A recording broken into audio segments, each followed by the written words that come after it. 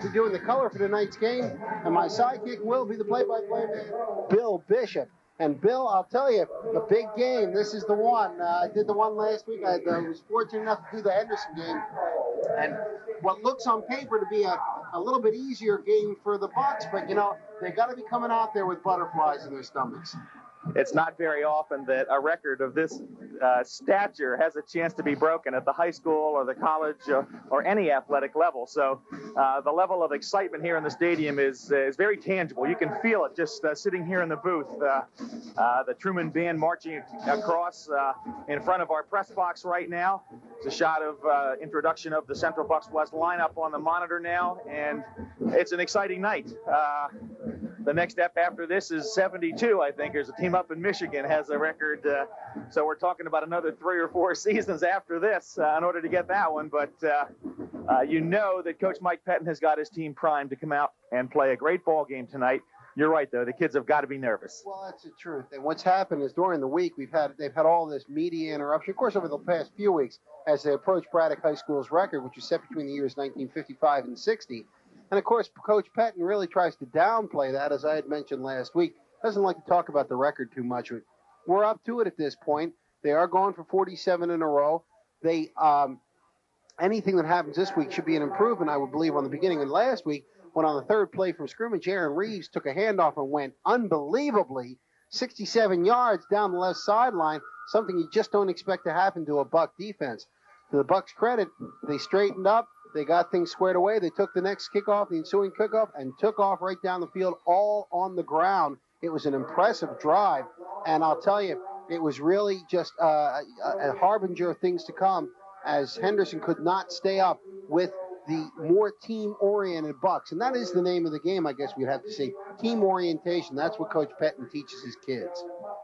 Central Bucks West, there has to be more to the fact that they've won 46 games in succession, other than the fact that they have good players. I think that coaching ultimately is what really separates the Bucks from their competitors. Mike Pettin has to be ranked among the top high school coaches in America, period. His record speaks for itself. And year after year, no matter who graduates, he always seems to be able to find able and capable replacements, and hence you have 46 in a row going for a state record this evening. Well, you have the Tigers 1-2 overall, 0-1 in the conference. The conference loss, of course, coming to Ben Salem. They have also lost to Central Bucks East. So Suburban won competition they have not done too well against. And, of course, they're coming up against the Bucks now. This is going to be quite a situation. It appears that Truman has won the toss, and they are going to receive as the official is holding the ball on the Bucks side of the field. So we will start you out by talking a little bit about the Bucks on defense. And, of course, when you talk about Central Bucks West on defense, you're talking about a fine defense. So with Shearing at left end, Hauk at tackle, Aniski at middle guard, Hurlbrink at other tackle, Ventreska at right end. And we have Butlin, of course, and Novak at the linebackers. And Butlin's about as good as you're going to get. And then the rover, of course, is Putty Gilbert with Pelsarski, Connolly, and Moylan, the remaining defensive backfield. We're almost ready for play-by-play as we have the ball being teed up right now. And we should be ready for the kickoff momentarily as Dan Gick is getting ready to kick off. And with kickoff right about upon us, let me give you to my partner, Bill Bishop, for all the play-by-play. Thank you very much, Bob. The kick is away. It's high and short. Comes down at inside the 20-yard line. Bounces through the Truman back. He skips one tackle, but he's stacked up hard at the 15-yard line. Number 30, Tyrone Boykin, on the kickoff return for Harry S. Truman. And they will start off the game with a bad play. Well, I'll tell you, that's a little bit of butterflies. Of course, you got the Bucks on one side, want to win this game. You got Truman that says, hey, we can make a little history ourselves here. They come in there all pumped up, might be a little bit over pumped, tries to do too much with the kickoff. And the first thing you got to do with the kickoff, you got to catch the ball. And he didn't do it. He let the ball hit the ground before he made an attempt to catch the ball. Truman will hand the ball off over right tackle on first down. We'll see if we can pick up the ball carrier for you. That was Hunt on the carry. Joe Hunt on the carry, and, of course, a tackle made by Lance Shearing off of his defensive position. Central Bucks West playing a 5-man defensive line, which is their normal set. And, of course, the Tigers will get their starting lineup offensively momentarily. And the quarterback is around right end on a nice play. And he skips one tackle. He's finally knocked down for Central Bucks West. Number 33, Joe Butlin, in on the tackle, along with number 40, Brian Connolly. And the quarterback is number 31, Joe Bianchini. And I'm going to date myself here. If this is the kid I think he is, I graduated high school with his dad. I'm starting to feel very old.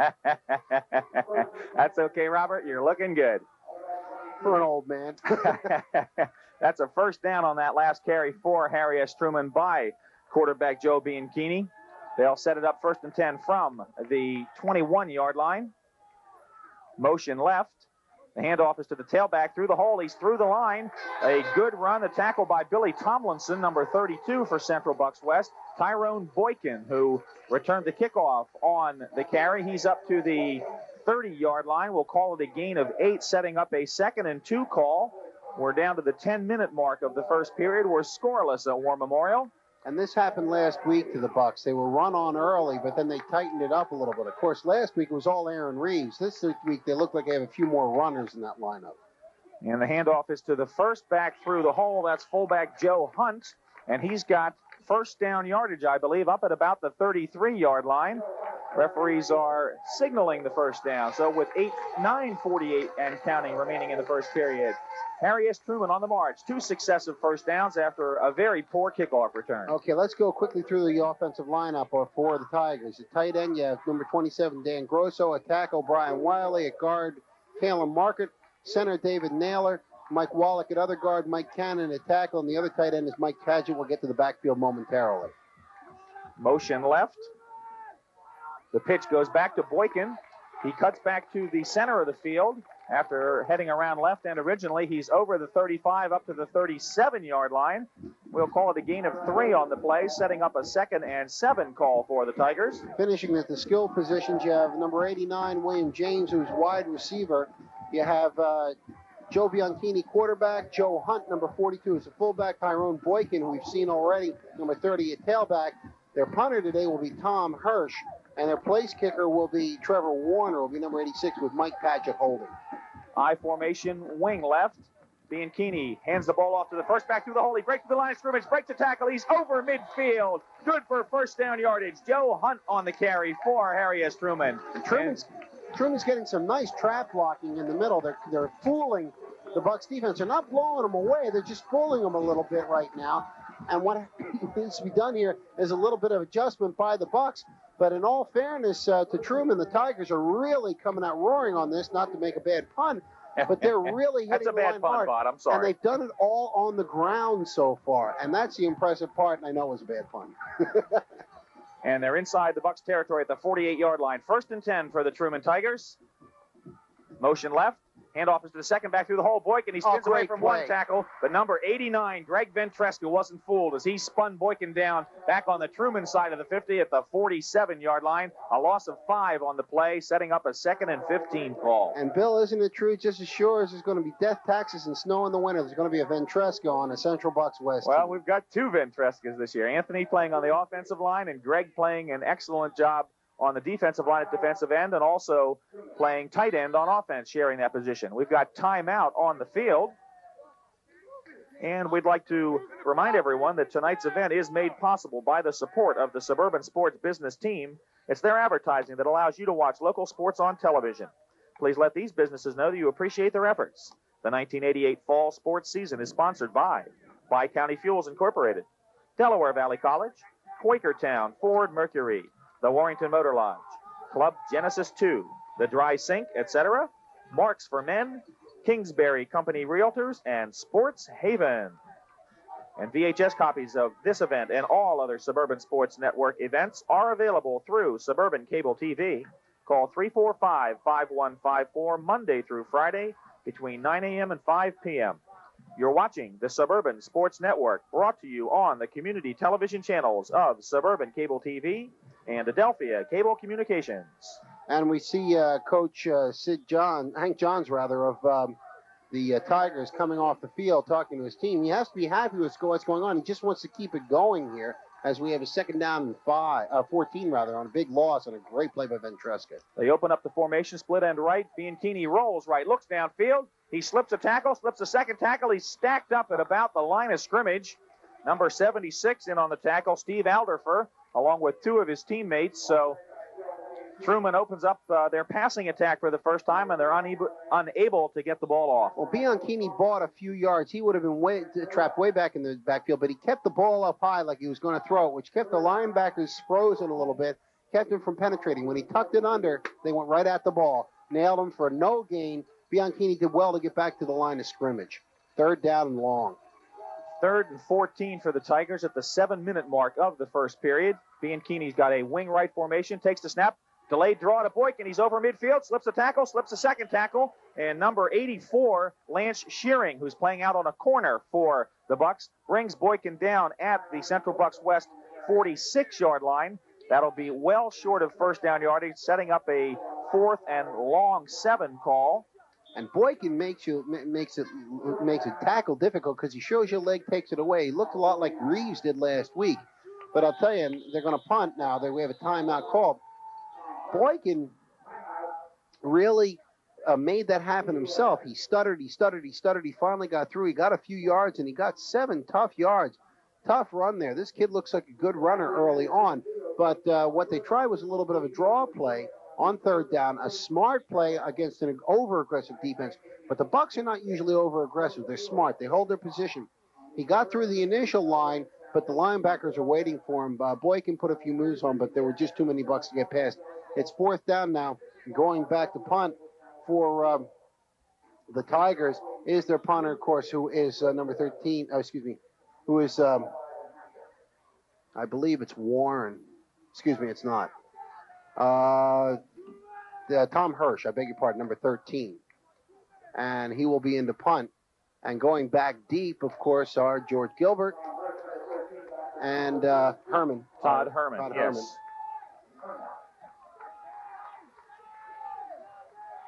Oh, high snap. And a high kick, short.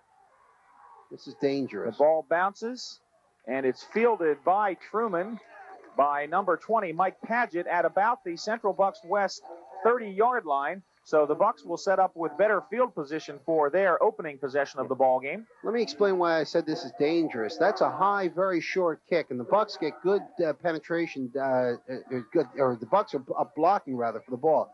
Truman gets good penetration there. It's a short kick. When you're blocking as a Buck, you're not looking necessarily up at the ball. You're looking at the person you want to block. More than one occasion on a short kick, ball hits an offensive player, and that's a fumble at that point. Sean Moylan leads the Bucks out. Herman in motion. The pitch goes to George Gilbert as he tries to negotiate left end, and he's met by number 47 on the play, and that was a great play by him. And 75, Kalen Markert was in on the play as well for Truman. Yeah, they good play in the backfield. They've seen, obviously they've been doing their homework, and they saw Gilbert break through on runs like that, and they're trying not to let him get out of the backfield. I believe it's number 42, number 47. That was Joe Hunt on the tackle. Moylan now has Pelcharski split wide right, takes the snap, rolls back, looks right, releases the ball. It's overthrown. He's looking for number 23, Todd Herman. And he had him, but he's got the same problem early on that he had last week early on. He's firing a little bit too high. That might be anxiety. It's also a tough pass on the sideline.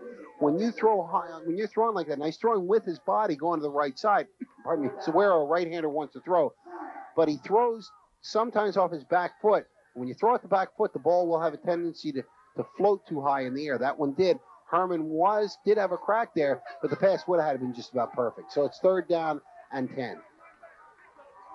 High backfield, strong right formation. The pitch around right end is George Gilbert, and he's stopped after a short gain. Yeah, 42, Gilbert. Joe Hunt again in on the tackle. Very, very active Joe Hunt on the early action, and this is what they mean. They've held the Bucks. The Bucks felt, when they got the ball against Henderson last week, who supposedly is a superior team to the Tigers, they just took it over, under, around, and threw them. after that first touchdown. Maybe it's just the fact the Bucs really haven't woken up yet.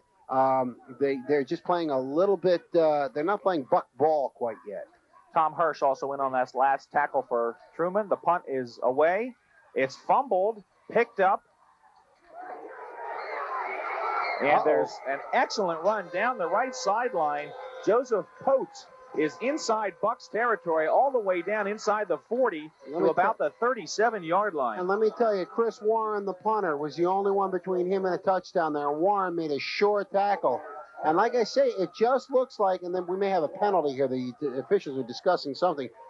But it looks like, and we have a clip, so this is going to come back. But it really looks like it's not like a daisical, because you don't say that about the Bucs team. It just looks like they're a little back on their heels. They're back on their heels. They're waiting for something to happen, and that's, they've got to make it happen themselves.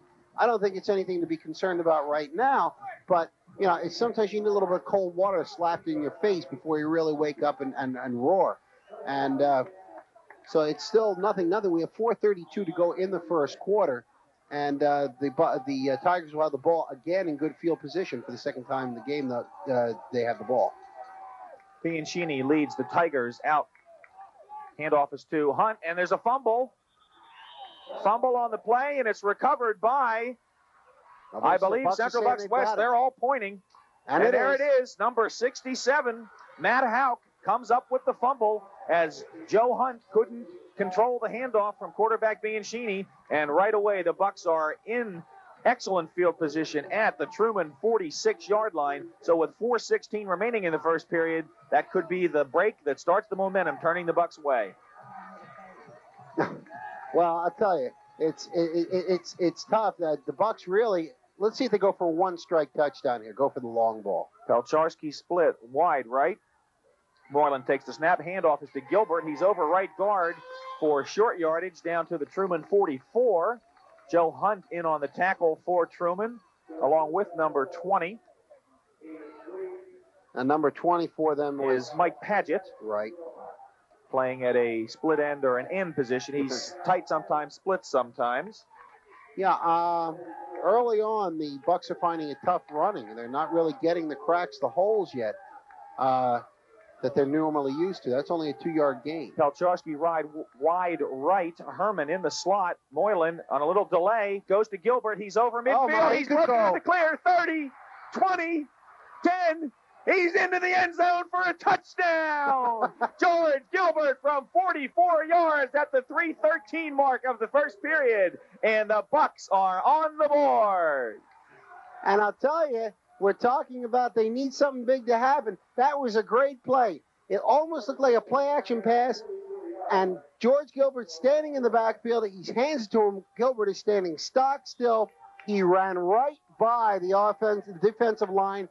And there was a little bit of a hole. Gilbert turned on the speed, and it was goodbye. And before we say anything else, I have an apology. On the program for the past couple of weeks, it's been saying, Gick, that's Brian Desi who's going to be kicking the extra point, not Dan Gick. We apologize. Brian, of course, an outstanding member of the West soccer team, and he adds the extra point or the point after touchdown via the kick. And with 3:13 remaining in the first period, the score, Central Bucs West 7, Harry S. Truman, nothing. And you know that happened right in front of us. You could see that play developing. You also knew if he didn't fall down going through the defensive line, he had to be gone. There was nobody in the defensive backfield. They had really, Moylan did such a nice job in faking the first handoff and then just sticking it in the stomach of a little wraparound draw that's becoming very popular right now. That's what they did last week. Henderson did against the Bucs. And it hurt them, and they learned from it. The mark of great coaching is to pick up what works against you. And Mike Patton is a master. So it's 7-0, just like that, with 3 minutes and 13 seconds to go in the first quarter. The Bucs have just picked it up and have taken over, leading 7-0. And we've got Joseph Pote and Tyrone Boykin deep for Truman to receive the kick off the foot of Brian Desi. And once again, we apologize for giving you the wrong name. That's a much better kick. That's down to the 10-yard line. It's fielded by Pote. He's right up the middle over the 20, breaks a tackle, and he's up to the 31-yard line. So a good kickoff return by Joseph Pote. of Harry S. Truman, and they'll start out their second possession with the ball at the 31-yard line. Well, now Truman has got the backs up a little bit against it because now the defense, Bucks defense says, hey, we got the lead now. Let's start doing it. Let's see if they put a little more of a chink in Truman's armor, and Truman has a little more trouble running against them. Truman has number 89, James Williams, split out wide fumble. Right. And there's another fumble, and it looks like the Bucks are on top of it again. There's a replay, instant replay again, number 67. Matt Houck with his second fumble recovery of the game, and they have even better field position as this time they'll start just inside the Truman 30-yard line. So with 2:44 and counting remaining in the first period, and the Bucks already leading 7-0, they've got great field position. And just some kudos real quickly from the Henderson game last week. The Moose Player of the Week was Greg Ventresca for best overall performance. The Axe Master was Brian Connolly and Lance Shiring. We'll get to the rest of the awards later on. Moylan fakes the handoff, rolls right, looks got it. Oh, he's got it wide open. Oh, and number 23, Todd Herman. Talk about a wide open receiver. That'll be a 30-yard touchdown pass from Sean Moylan to Todd Herman for the Central Bucks West second score of the first period at the 2:20 mark. And you remember last time I said, hey, you might want to try that play action pass and just go for the quick score. Well, you know, my words took a little while carrying across the field, I guess, because they waited until the second fumble recovery, and then they exploded with that pass. And, folks, Bill and I could see it. I mean, Herman, all he had to do was just get under the ball. That's all there was to it. There was nobody within 15 yards of him. Brian Desi back to attempt the point after. And we've got a whistle and a flag on the field. I suspect the Bucks may have taken a little bit too much time here. Up, Truman's offsides. So we'll move the ball half the distance to the goal. You wonder if Mike Pettin might want to go for two here. No, you might think about it. I see Gilbert. I see the forces huddling over at the sideline there. It's worth a shot because now instead of going from the 3, you're going from the 1.5.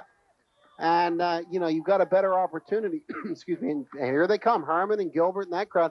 And let's see if Desi comes off the field. And I believe, yeah.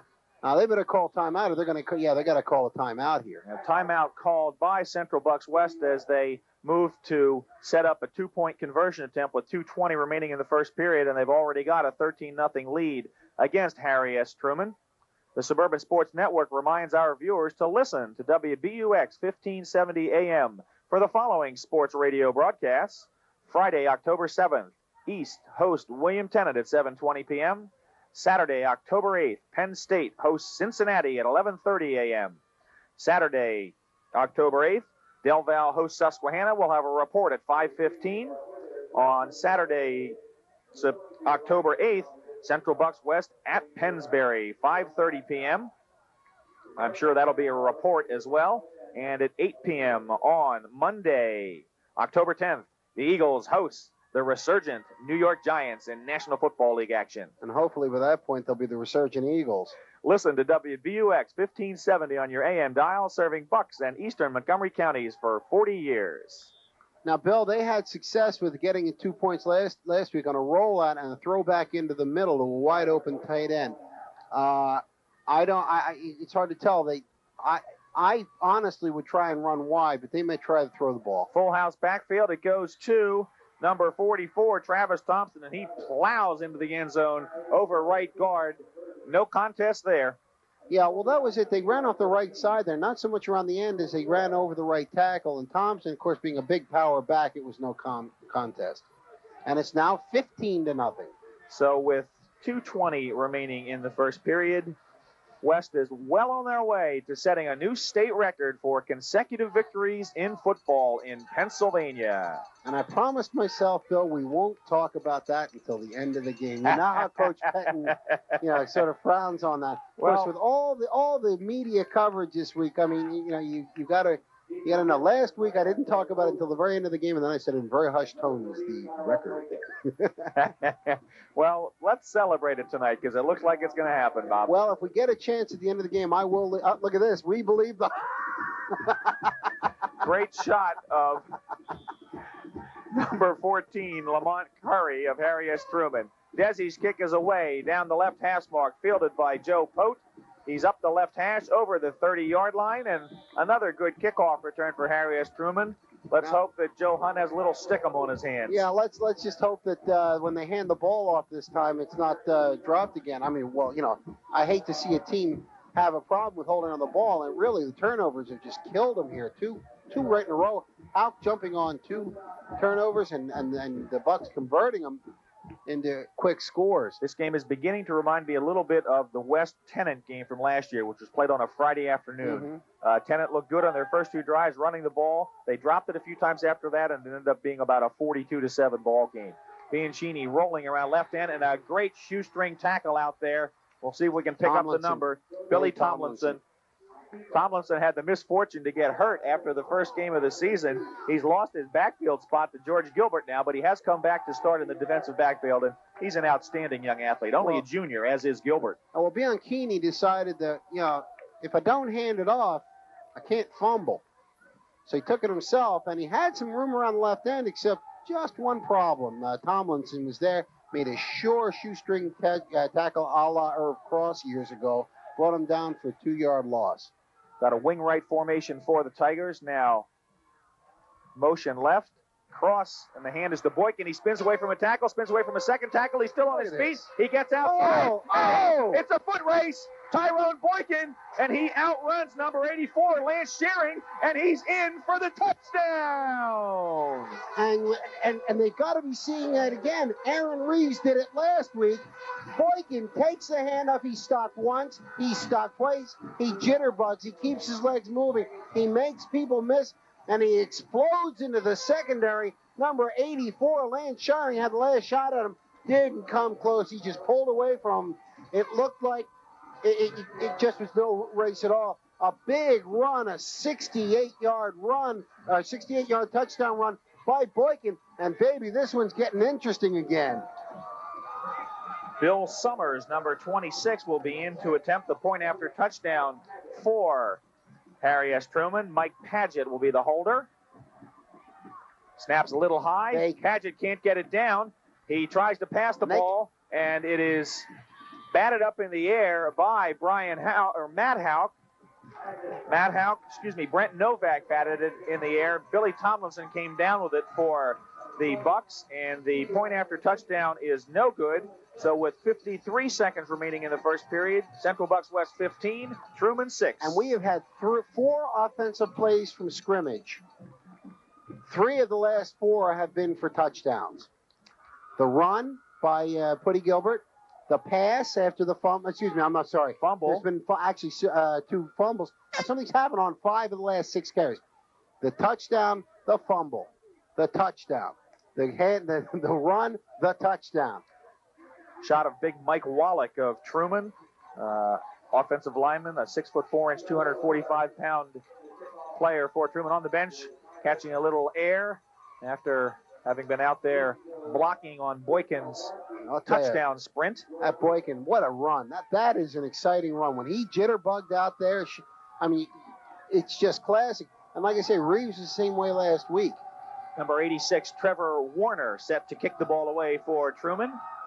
Gilbert, and I believe that's Pelcharski on the other side. Pelcharski takes the kick, and he's out over the 30-yard line as he heads up the right sideline. Nice return, some good blocking in front of Chris, and the Bucks will set up with 47 seconds remaining in the first period, and they'll set up on their 32-yard line. Well, Pelcharski always gives him a good return. He did that last week after the big touchdown run by Reeves. He came back and burst one back to the 40-yard line, and the Bucks were set up. And he did a good job here bringing it back to the 32, so they have good field position again. There's another heavyweight slugfest again. Double tight end formation, wing right, strong right backfield. Moylan under center. Takes the snap, hands off to the up back. I believe that's Travis Thompson. We'll see if we can pick up the number.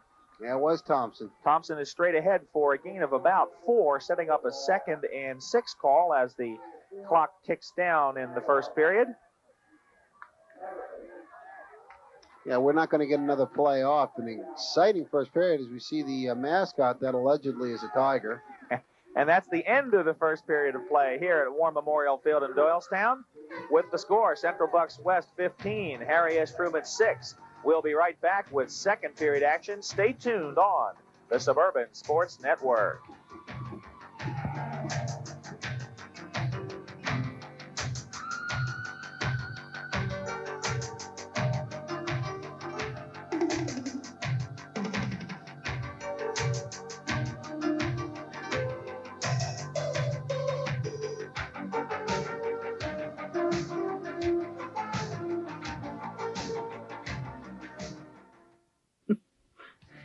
Sport Haven is your one-stop ski shop. Skis by Rosignol, Kesley, and other major lines are featured, along with full-service repair for your convenience. And why not look your best on the slopes this year in stylish ski fashions by Obermeyer and Slalom? Hassle-free rentals are also available on a daily or weekly basis, while there's even a lease program for your kids' equipment. It's all here for you at Sports Haven, your one-stop ski shop since 1972.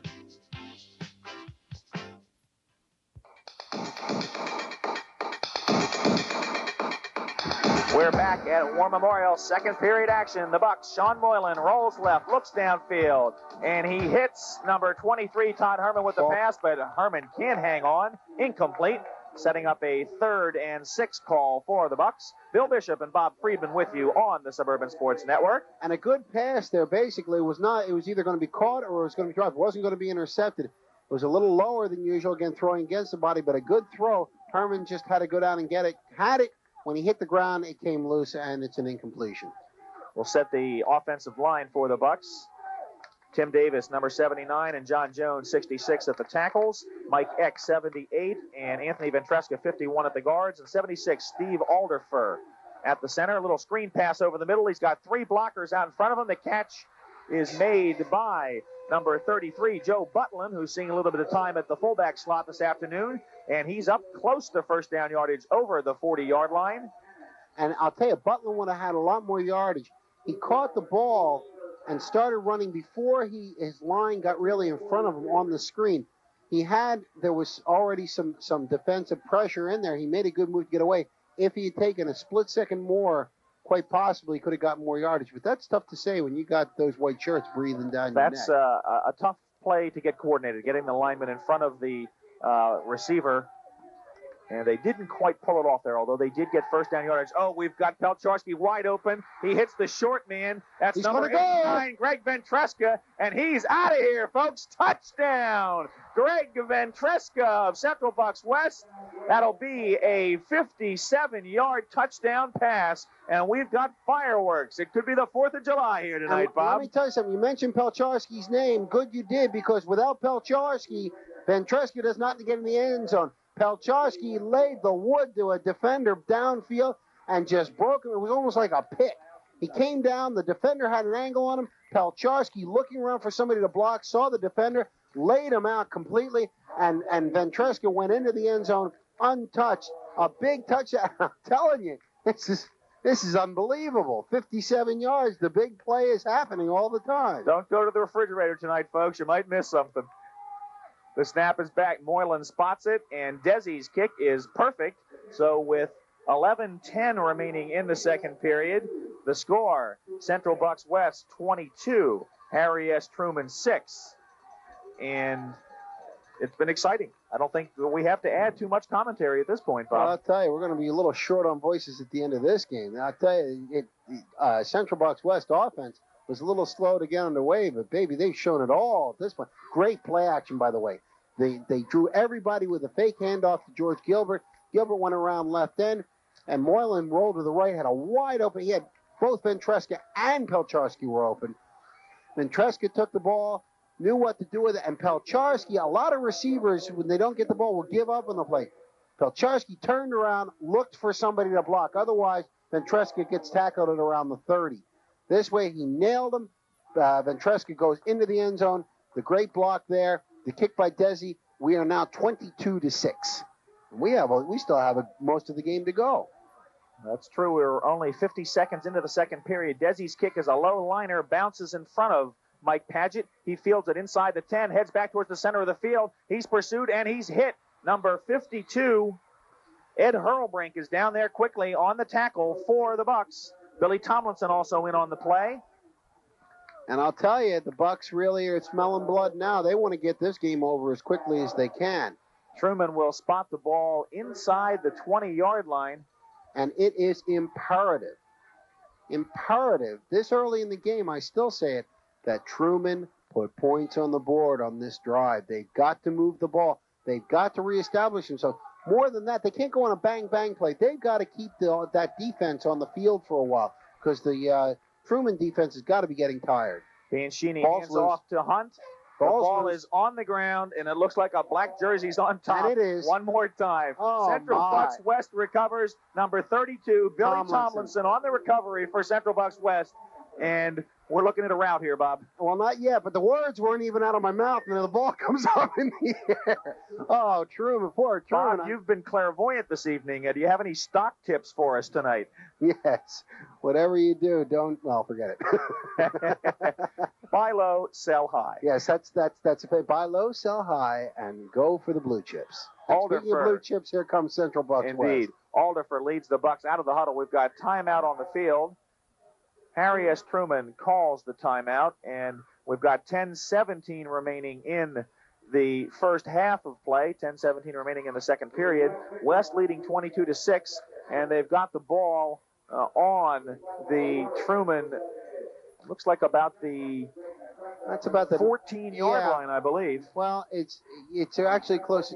I think we were missing. Again, we keep apologizing to you because they're at the far end of the field. It's about the 16-yard line, it looks like, right now. They're on our side of the 15. I think it's right. On the You are, Robert. Yard line. But they're well within Desi's field goal range if worse comes to worse. Of course, they want to punch this one in the end zone. And after the gains that they've had, the 57-yard pass, the 30-yard touchdown pass, 45-yard run, hey, this could be a walk in the park. Because Truman, and as we see a close-up to the Truman Tigers hat, I'll tell you, Truman's defense has got to be getting somewhat tired now, even though they haven't been on the field for that many plays. The touchdowns really take a lot out of you. Moylan takes a snap, looks back to the left, and he hits the tight end, Greg Ventresca, and he's in for his second touchdown. Beautiful play. Takes the snap, rolls right, looks back to the left, hits Ventresca on a delay, coming from his left tight end spot, and he rumbles into the end zone for the fourth touchdown of the afternoon, or of the evening, for the Bucks of Central Bucks West. I have more trouble scoring in my video game at home than the football. And this is unbelievable. Greg Ventresca with, I'm sure, the first 2-touchdown game of his high school career. And that'll go into the books as a 16-yard touchdown pass from quarterback Sean Moylan. Dave Desi on to attempt the point after touchdown. The snap is back. The ball is down. And the ball is through the uprights on a line drive kick. And with 10:11 remaining in the second period, the score, Central Bucks West 29, Harry S. Truman 6. And I think we're going to see a lot of second and third team players for Central Bucks West in the second half today, Bob. Oh, yeah. I mean, we're looking at this second quarter isn't even 2 minutes gone, and they've scored 2 touchdowns. And again, Truman touched the ball once, and it fell on the ground. Truman has dropped the ball 3 times on their first parry after a defensive score or a score or, whatever. And they're just dying right now. I said before it's imperative that they score. Now it's desperate that they score. They've got to. They're down 23 points. And Joe Hunt, number 42, a 6'1", 210-pound senior fullback, unfortunately has been the generous member of the Central Bucks West, of the Truman backfield, as he has dropped the ball 3 times on plays up the middle where he had gained yardage. Now, you can't do this against any team, but if you're doing it against West, it's like putting a gun with 6 chambers full to your head. Dave Desi will tee it up. Brian Desi, Dave's brother, will tee it up on the left hash for the Bucks. The kick is away. It's high and short. It'll come down at the 25-yard line. And you know what? Truman is up to about the 34-yard line on the return. Yep. You know what?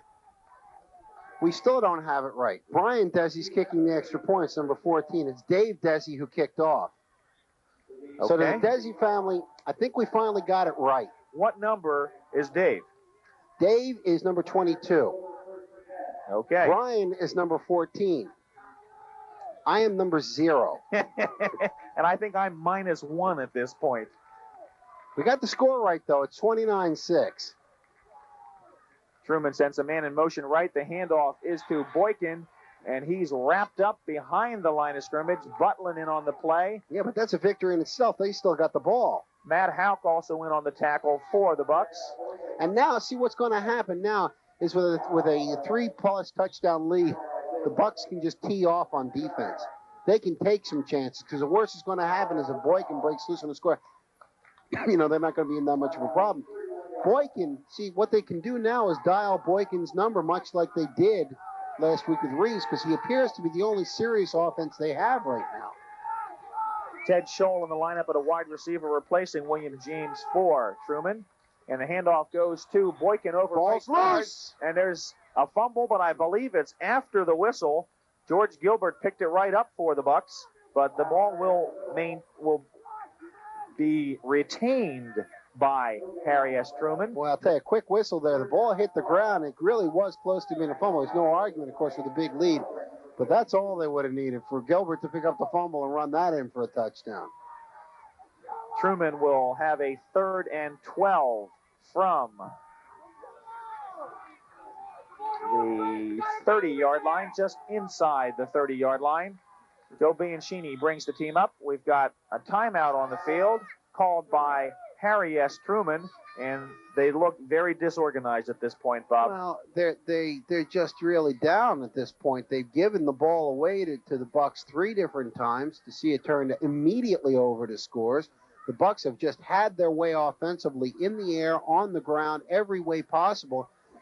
You remove that one big run by Boykin, and this is blowout city completely. 3rd down, with the way they're dropping the ball, carrying the ball, you might almost say, gee, Bianchini ought to go back there and just throw the ball. Either that or quick kick it, maybe. Well, something. It's just a shame. You hate to see a team self-destruct like this. And that's exactly what they're doing. Exactly. They're hurting themselves. They do things like they get a nice punt return, and they get called for clipping. They carry the ball. In the first carry, 3 different possessions, as we see a future Buck cheerleader. And she is. Oh, what a cutie she is. And a proud mom. You better believe it. Anyway, but they've been doing everything possible, and they don't want to fumble the ball, obviously, but it's not hard hits that's breaking the ball loose. It's just dropping the ball. James split wide right. Bianchini rolls and lost the ball downfield just over the outstretched hands of number 20, Mike Padgett. Well, that was a tough pass. He's running against the grain there. He's running against his own arm, running to the left. He's a right-hander. He lofts it up, gets a nice loft on it. Padgett had a little bit of an opening. He was between the zones, but the ball was just thrown a little bit too long. It's 4th down, and again, number 13, Tom Hirsch, will come in and kick. So with 8:23 remaining in the second period, Central Bucks West maintains a 29-6 lead over the Tigers of Harry S. Truman High School. And all they need now is a touchdown run back on the kick. Well, they've got 2 fellows back there who can do it. Oh, yeah. Hirsch's nice kick is away. It's high down the sideline. Pelchowski lets it bounce. It rolls out of bounds inside the Bucks 40-yard line. And the Bucks will set up 1st and 10 from their 39 as Hirsch, I think, did a wise thing there. He got good yardage on the punt and also kicked it out of bounds. No chance of a return. Now, what I think you're going to see from the Bucks now is a little ball control. They're going to try. They have the lead now. They want to melt this clock down with 8:14 to go in the half. They would like to hold on to this ball optimally for another 5 minutes if they could. Give the ball back to Truman with 3 minutes to go in the half. See what they can do with it there. Herman is split wide right. Pelcharski flanked left. And the handoff goes to the fullback through the middle of the line. That's number 44, Travis Thompson, and he's got a good gain out to about the 44-yard line. And you see now where early in the game the defensive line was getting good penetration. Did you see how the offensive line of the Bucks is now just pushing them back? This is a discouraged defense. This is a tired defense. Again, Truman came on 3 plays and out. And you have to give a lot of credit to Bucks assistant coach Mike Carey. That's 5 new men on the interior offensive line this year, and they've meshed right from the beginning of the season. Great Beautiful job. Moylan looks down the right sideline for Herman on a little fade pass, but The ball was overthrown. Todd couldn't quite run under that ball for the Bucks, setting up a 3rd and 5 call for head coach Mike Pettin. You see, that's a timing play. That's a straight fly pattern. Herman should take off the line right down the field, and Moylan expects him to. Herman did a little stutter step, which really threw the timing off on the play. The pass was well overthrown. You don't know if that's Moylan's fault or Herman's fault. It's just that the communication lines were broken there, and it's 3rd and about 5. Number 14, Lamont Curry on defense out on the flank for the Tigers. Moylan drops back, rolls right, throws back to the left. Pelcharski's got the pass. He's down the left sideline, and he bowls over a Truman defender at the 35-yard line. That'll be good for first down yardage for the Bucks at the 7:27 mark of the second period. A good, smart play. He sees Pelcharski underneath the coverage just at the first down marker. He's got a lot of play to give him. Gives him a good, smart pass. Pelcharski, great hands, takes the ball, gets all he can out of it, and breaks it down the left side. Almost broke it all the way. But the defender I think the defender got the worst of that one is Pelcharski. Just belted him over, and it's a first down, and the Bucks are driving again inside the 35. And Central Bucks West is showing a very sophisticated passing attack tonight. Moylan hands the ball off to the second back around left end. That's number 21, George Gilbert. He's lassoed there by 2 Truman defenders, a gain of about a yard on the play. Let me tell you something. Even though they didn't get much yardage on that, I'd like to see sometime down the road Moylan fake putting that in, because, nobody followed Moylan, and it was a good handoff. I suspect that play is in the playbook, Bob. We're inside 7 minutes to play in the second period. Moylan brings Pelcharski wide right. Herman in the slot. Back split. Drops back to pass. Look at the protection. Looks out on the left flat. The ball is... Oh, great hit. A super hit out there. We'll see if we can pick up that Truman defender. Number 20, that's number 20. No, not Padgett. Mike Padgett on the hit. Knocked the ball loose from Todd Herman on that last play. And I'll tell you, Herman had the ball, was well delivered, and Padgett put a clean, hard hit right in the chest. Best defensive play of the game so far. No doubt about it. Great play, and it leaves the Bucks with a 3rd down and long. Alderfer leads the line out to the ball once again. Split back, strong left, flank right. Moylan takes the snap, rolls right, looks downfield. We've got the screen left. And big yardage for Billy Tomlinson. He's got first down yardage before he's driven out of bounds. Billy Gilbert, yeah. It looked like it might have been George Gilbert on that carry. And I'll tell you, a great play, as it was George Gilbert. He was tackled shy of, and that was all Gilbert, by the way. He was tackled shy of the first down, put a nice spin move on there, and he broke it in a past the first down yardage marker. Nice play. The screen was late in developing. The protection had to stay in, and Gilbert had to do that all by himself. Well looped ball, a great run by Gilbert first Here's down. Something I thought I'd never see from Central Bucks West, a double wing formation. We're playing run and shoot here, Robert. This is wild. The pass is complete, but it's short of the first down yardage. The pass is incomplete. Yeah. Pelcharski could not hang on to the ball. That'll set up 2nd and 10 for the Bucks. Well, see, with this big lead, Pettin can experiment a little bit. Let's face it, you don't want to rub it in on another team if you have a big lead, but you do have big games coming up with Norristown, with North Penn, with Abington. These are big games, and you've got to get your offense in sync. Ventresca split wide right. Moylan takes the snap, rolls right. Ventresca on a hook pattern, and a great catch as he went up for the ball. He was hammered down by Lamont Curry. He went up, fielded the ball, bobbled it on the way down, hung on as he was hit by Curry. I believe he's short of the first down. He's got the ball at about the 18-yard line, a gain of about 5 on the play, setting up a 3rd and 5 call for the Bucks at the 6:10 mark of the second period. Well, I'll tell you, that's concentration. You teach your receivers time and time again. Don't worry about the hit, worry about the ball. He caught the ball. It was a high pass. He put it all in the hands. It squibbed loose from him. He actually got hit as he was going for the ball again. Never lost his composure. Brought the ball down with him, even though he was hit hard. Caught the ball, and it's a 6-yard gain.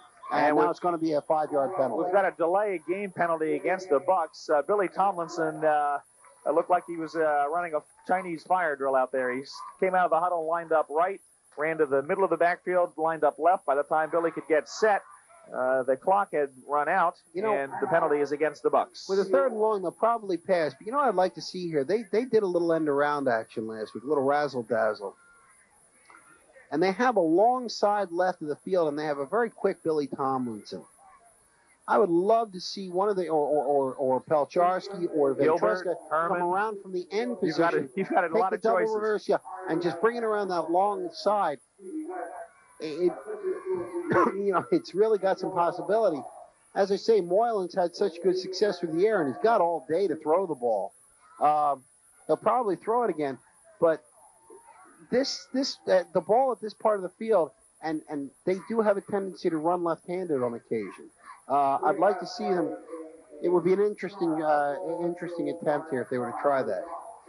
Well, the situation is we've got 5:48 remaining in the second period of play. Central Bucks West leading Harry S. Truman 29-6. We've got a 3rd and 10 call, and the ball is starting on the Harry S. Truman 25-yard line. Well, we'll call it the 23-yard line. And if we get another shot, you saw a shot of the broadcast booth before. We call this the Ivory Tower right now because, of course, they're replacing the stands here. And we have to climb a ladder. I'll tell you, Bill and I, we're a little dizzy getting up there as we take a look at the Truman staff. Let's see what they do here. Moylan has Pelcharski tight left, doubles wide left. Moylan rolls left. He's going to tuck it under now. He is unable to shake a couple of tackles. Joe Hunt in on the tackle, along with number 46, I believe. Well, Hirsch was also in the tackle. Tom Hirsch was also in coming from his defensive end spot. But, and Harry Fisher possibly on that. I'm not sure. But what this does is puts it in the middle of the field, and they're going to go for it. I was going to say Desi might try a field goal, but it's a little far out for it. So they're going to go 4th down and 8. Moylan takes the snap. 3-step drop, goes over the middle, and the pass is caught. Ventresca. Greg Ventresca with his 4th reception of the evening, and he's got first down yardage inside the 10-yard line, so it'll be 1st and goal for the Bucks with 5:05 remaining in the second period. And it hasn't been cohesive as such. It's been sort of back and forth and back and forth. But the Bucks have done what they want to do. They have melded now with 4 minutes and 50 seconds to go. They have melded almost 4 minutes off the clock. And now they can run 2 or 3 running plays here, try and get it in the end zone, and run another minute off the clock. And they'll have succeeded in what they wanted to do, was to maintain possession, keep that defense for the Tigers on the field. Moylan rolls left, goes out in the left flat quickly to Herman. He's got the ball. He's hammered by 2 Truman tacklers, but he's got a short gain. He's down inside the 5-yard line. Now keep that in the back of your mind for future. He throws that short pass. Let's see if somewhere down the road he doesn't just pump it to him and have Herman take off up the field. Actually, Herman was the second receiver out in the left flat on that pattern. He was the short man. The first receiver through drove the initial defenders back, so Herman had room to make that catch, but good recovery and good pursuit by the Truman defense on that last play. Okay, and Moylan getting directions from the bench. He's taken a while. Of course, they only have 25 seconds. Thompson, the lone back behind Moylan.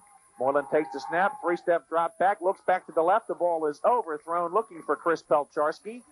Well, that's a play that worked before when Pelcharski got the gain down the left sideline. This one was thrown just a little bit wide for Pelcharski. Did everything he could, but he could not quite come up with the ball. Brings up a 3rd and goal. Again, the ball down around the 5-yard line. We have 3:48 to go in the first half. Central Bucks West out in front. You'd have to say comfortably 29-6. And folks, if you've missed the first 15 minutes of the first 19 minutes of this game, you've missed a lot of action. I'll tell you, some very exciting big plays here. We'll have some fun at the end of the game tonight, running down the scores. You better believe it.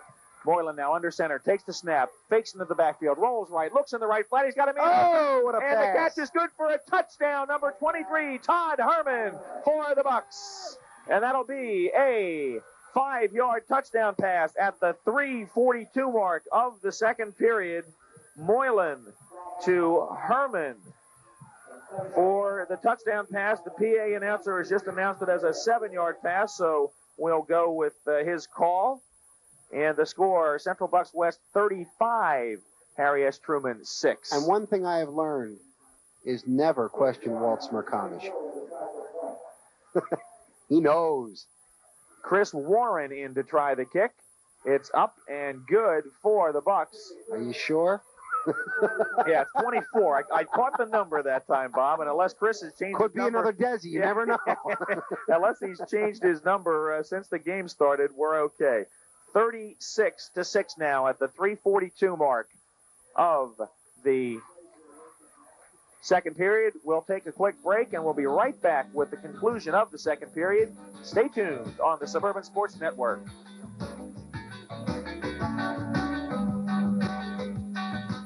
Choosing the right college is one of the most important decisions you'll ever make. The right choice may be closer than you think. Consider Delaware Valley College. Del Val offers Bachelor of Science degree programs in agriculture, science, computers, and business administration. Small class size and a practical, hands-on education make Del Val students in demand. You'll find many activities and friends on the beautiful Del Val campus. And best of all, it's close to home. For more information and a free brochure, call 345-1500. No more burnt cookies. That's the promise you can make to the cookie monsters in your family when you use the famous insulated Cushion Air baking sheet. Cushion Air baking sheets are on sale now at both Tri-Sync locations, Doylestown and Souderton, open 7 days and 2 nights.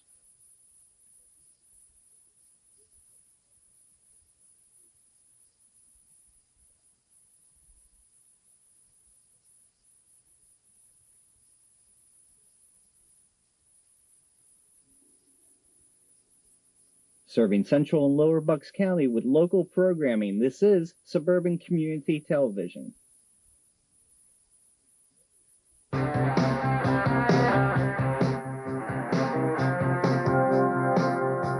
The kick is away. It's short, fielded by an up man for Harry S. Truman. I believe that's Stuart number Nevison. 45, Stu Nevison, yeah. Stu Nevison. And the kick is returned out to the Truman 30-yard line. And unless I'm incorrect, way off here, I think there's some fresh faces already in the game for the Bucks. Definitely. Number 81, Chris Moore, in a defensive end position. Yeah. You know, you made a point that I want after this play that I want to get into when we were off the air, and I want to talk about it a little bit. Bianchini's got back split behind him. Hands off to Boykin, and he is hammered over left guard. There was a hole there for a millisecond, and it was filled quickly by Joe Butlin, who is a hard hitter at an inside linebacker spot. Oh, baby. Let me get into my point. Shiver me timbers. Oh, shiver me whatever. Last year they had a great athlete at quarterback, of course. This year in Sean Moylan, they have a great quarterback. This kid is definitely big-time potential. He's got the size, he's got the arm, he's got the smarts to do it. This team really looks dynamite. No two ways about it. This is the third year I've had the pleasure of calling Bucks football action, and I think this is the strongest team. There's a fake reverse. Boykin is around right end. He's got a good gain, and he's over the 40-yard line, and that'll be good for first down yardage for the Tigers of Harry S. Truman High School, and he's really been the lone bright spot tonight for the Tigers. It's like trying to tackle soap on a rope on a wet day, you know? It's just not going to happen. He shows your leg and takes it away, skitters along. That's the most exciting 4-yard gain you'll see in a long time. Boykin is a 5'10", 155-pound junior, so the Bucks will have to contend with him again next season. Bianchini under center, backfield, Hunt in motion, right. Bianchini rolls right, looks downfield, delivers the pass. Got him. And it is 89. Complete to number 89, William James. And that's a gain of about 8 yards on the play. So as we're at the 153 mark of the second period, Truman records yet another first down. But see, what I mentioned to you before is this is what the Bucks wanted to do. They held that ball till there was 3:42 to go. And now Truman's moving, but there's only 1:40 to go in the half. And they've got to go some 48 yards if they're going to get in the end zone. And it's difficult. This is what the team wanted. This is what the Bucks wanted. And Truman's got a short time to go a long way. Split T backfield, and number 52, Ed Hurlbrink, jumps off sides for the Bucks. That'll add 5 more yards to the Truman total on this drive. That'll set up a 1st and 5 from the Central Bucks West 42.5-yard line. If we can be precise in our spot call here. That's precise enough. Okay. 1:23 and the clock's remaining in the second period. Central Bucks West with a near flawless first half, leads Harry S. Truman by a 36-6 score. Ted Scholl flank wide left. He's downfield. Bianchini rolls out. The pass is for Scholl, and it's just through his fingertips at the Bucks 30-yard line. Bill Tomlinson on the defense for Central Bucks West. And you know what? Scholl was back there, and it was a tough pass. There's no question about it. But you know what, Bill? He should have come down with the ball. It was in both his hands. Jumped a little too soon, Bob. He did. He was on his way down when he got it. He didn't time it quite right. In all fairness to Scholl, it shows there was a hurried pass by Bianchini, but it's a ball you've got to come down with. No question about it. 1:02 remaining in the second period. And William James splits wide right near the Bucks sidelines for the Tigers.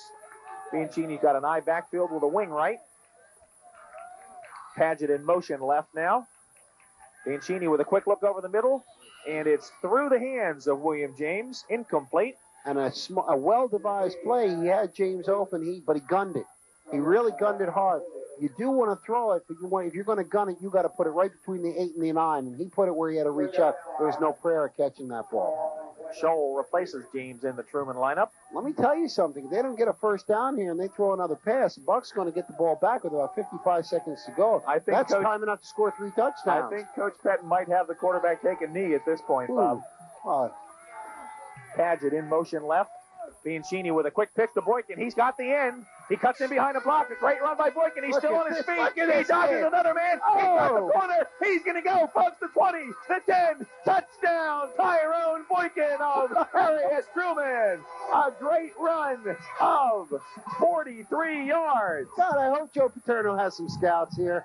This kid can run. Oh, baby.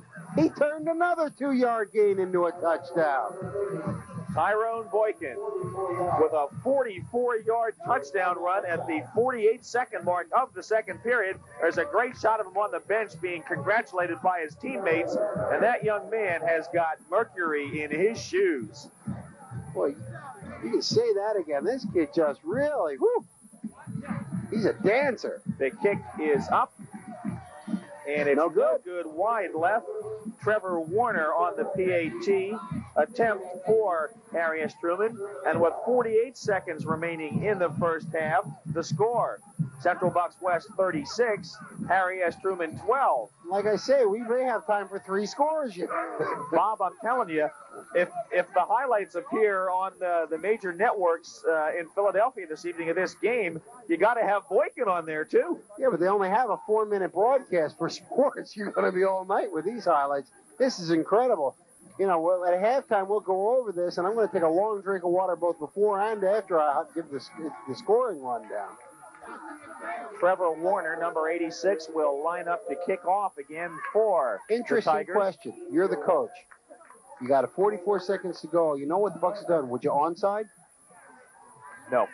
Okay. I might. You got nothing to lose. Not a bad thought, Bob, but I would not personally. Nothing to lose at this point.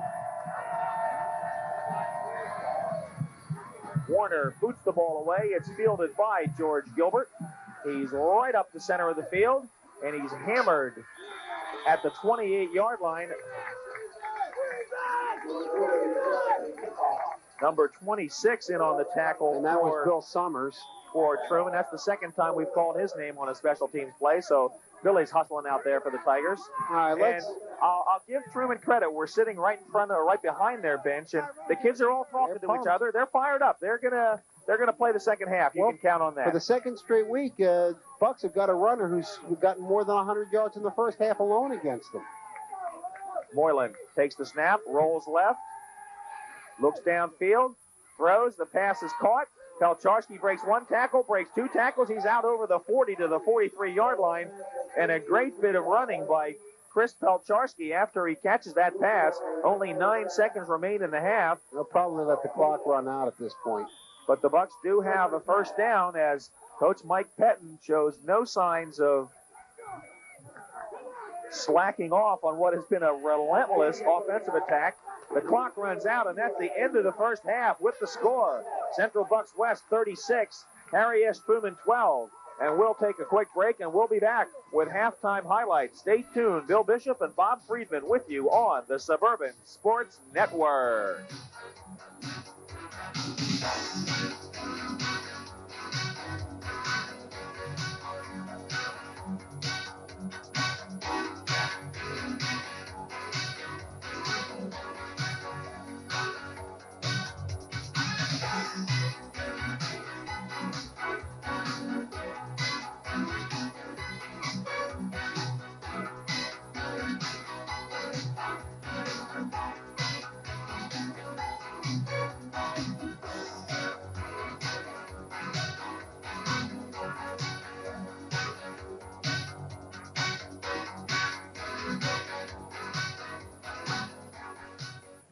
Bill, I hear you're getting married, and this must be the lucky girl.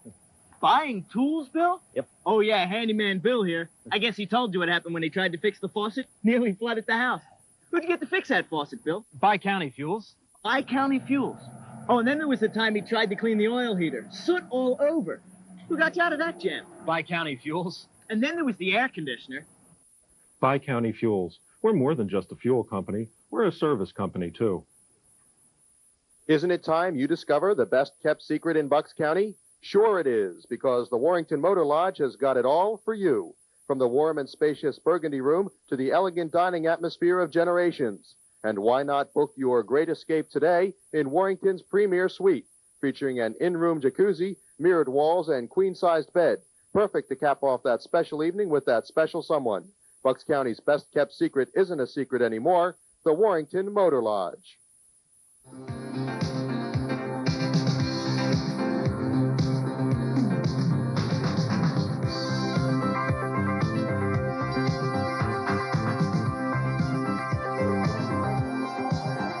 Bill Bishop and Bob Friedman back with you at halftime at War Memorial in Doylestown, where Central Bucks West has a commanding 36-12 lead over Harry S. Truman High School after one half of play. And Bob, if you wanted to see excitement at a high school football game, you should have been in Doylestown tonight. Well, I'll tell you, isn't that the truth? 36 points, and I mean those points came quick, as did the 12. That's really as quickly as you can give you the scoring highlights.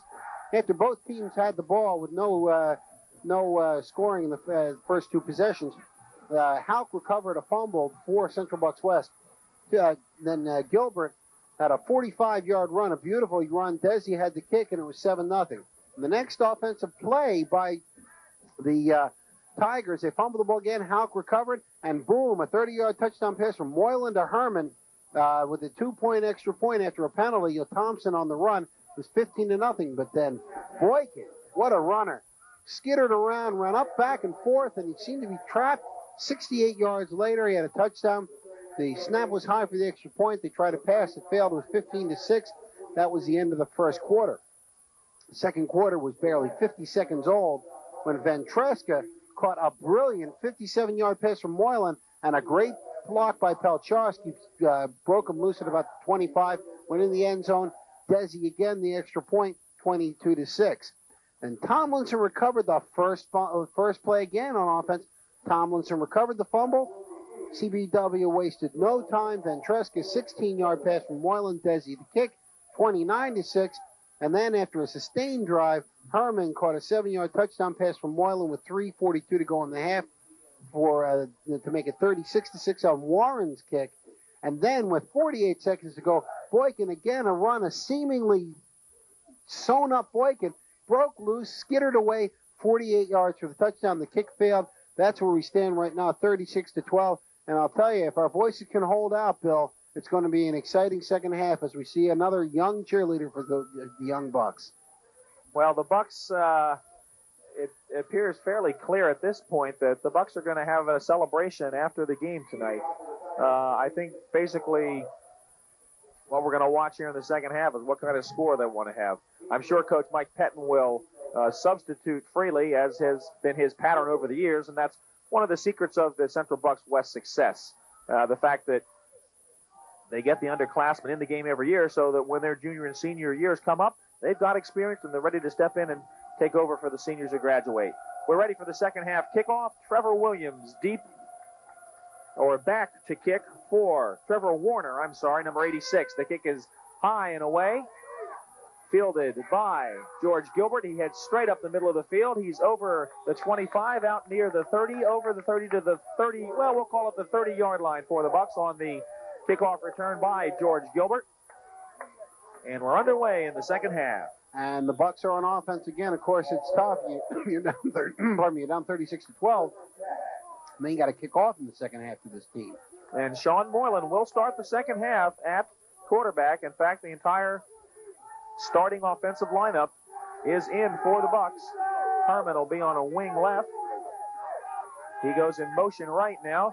Moylan pitches to Gilbert. He's around right end. He's got good yardage. He's up over the 35 to the 36-yard line. We'll call it a gain of 6 yards on the play.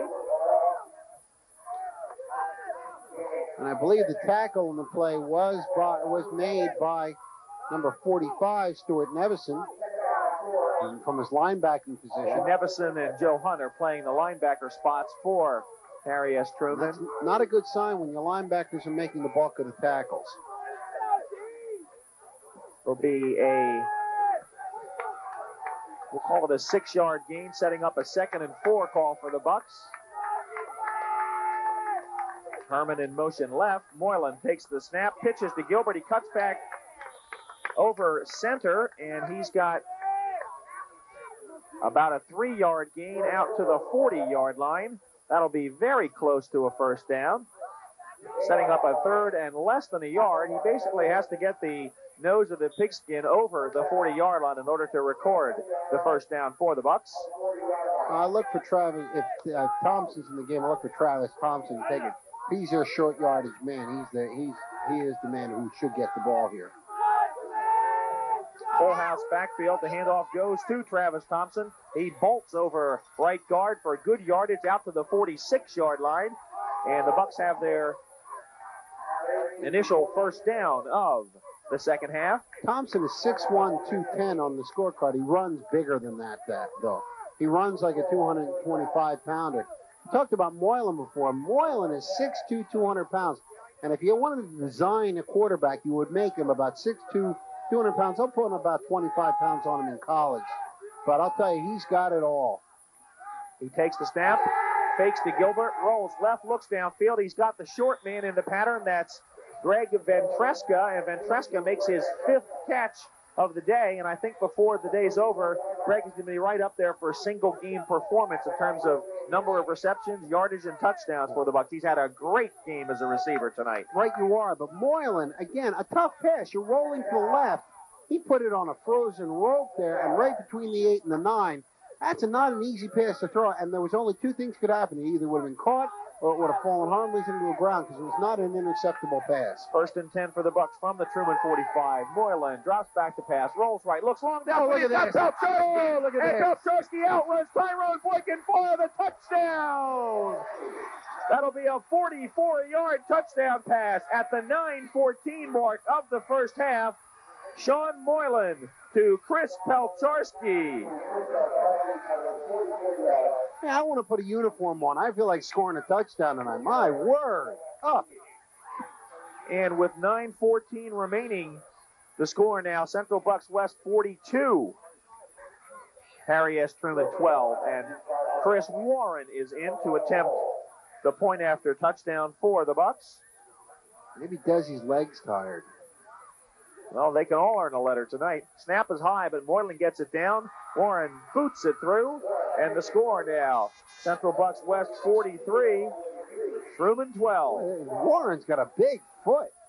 I mean, it was only an extra point that ball almost went onto the track. That ball would have been good from about 45 yards.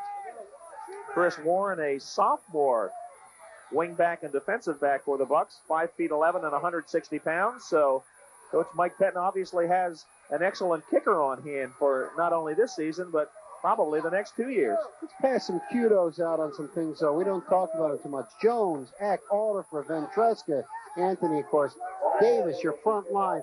They do such a great job. I mean, it's one thing to have a quarterback throw strikes. It's another thing to have a quarterback who has the time to throw those strikes. And on a rollout type quarterback, which is what he is, that's tough on an offensive line. Your blocking assignments are difficult. They do an absolutely super job. I haven't seen a white jersey near Moylan yet on a pass. And the kick is away by Brian Desi. It's fielded by number 21 for Harry S. Truman. Joe Pote. Joe Pote on the return. He's out over the 30 to the 35-yard line, and that's about the only weakness the Bucks have had tonight. Their kickoffs haven't been too deep. Well, you know, that's the worst we can say about it. They're going, you know. That's my point, Bob. Yeah. I'll tell you, this team is just phenomenal. I mean, if anything, it looks better than last year's.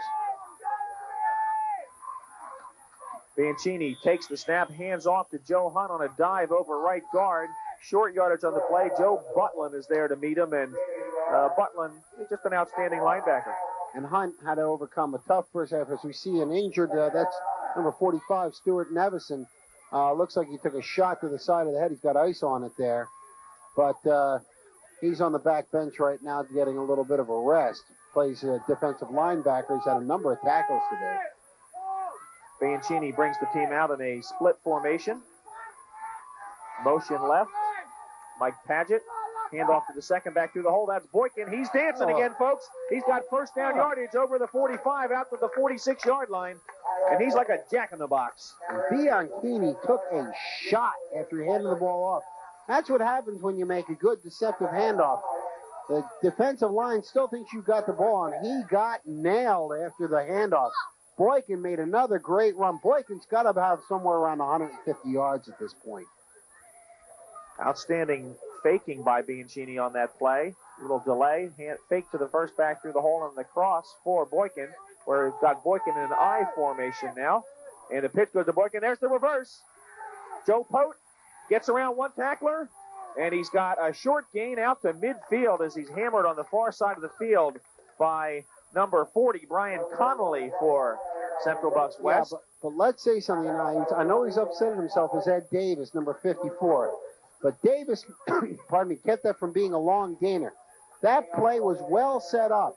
Davis had good penetration in the backfield and forced the runner Pote to go deeper than he wanted to, which allowed the pursuit to get up to Pote. Now, he got 4 yards on him, but I'll tell you, if not for Davis of Central Bucks West, that would have been a much longer gainer. Bianchini takes the snap. He's going to roll around right end. He snakes past 2 tacklers. He's got good yardage. He's hauled down by Billy Tomlinson inside the 45 at about the 43-yard line, but good foot speed by Joe Bianchini on that play, Bob. And I'll tell you, if Sean Moylan is the heart of this team, Billy Tomlinson is the guts. Billy Tomlinson, I saw him go down 3 times last week, and one time I swore that this kid was not getting up, let alone get back in the game. Next offensive series of plays, there he was back in the game. And he played defense, never missed it down. This is one tough kid, number 32 in your program.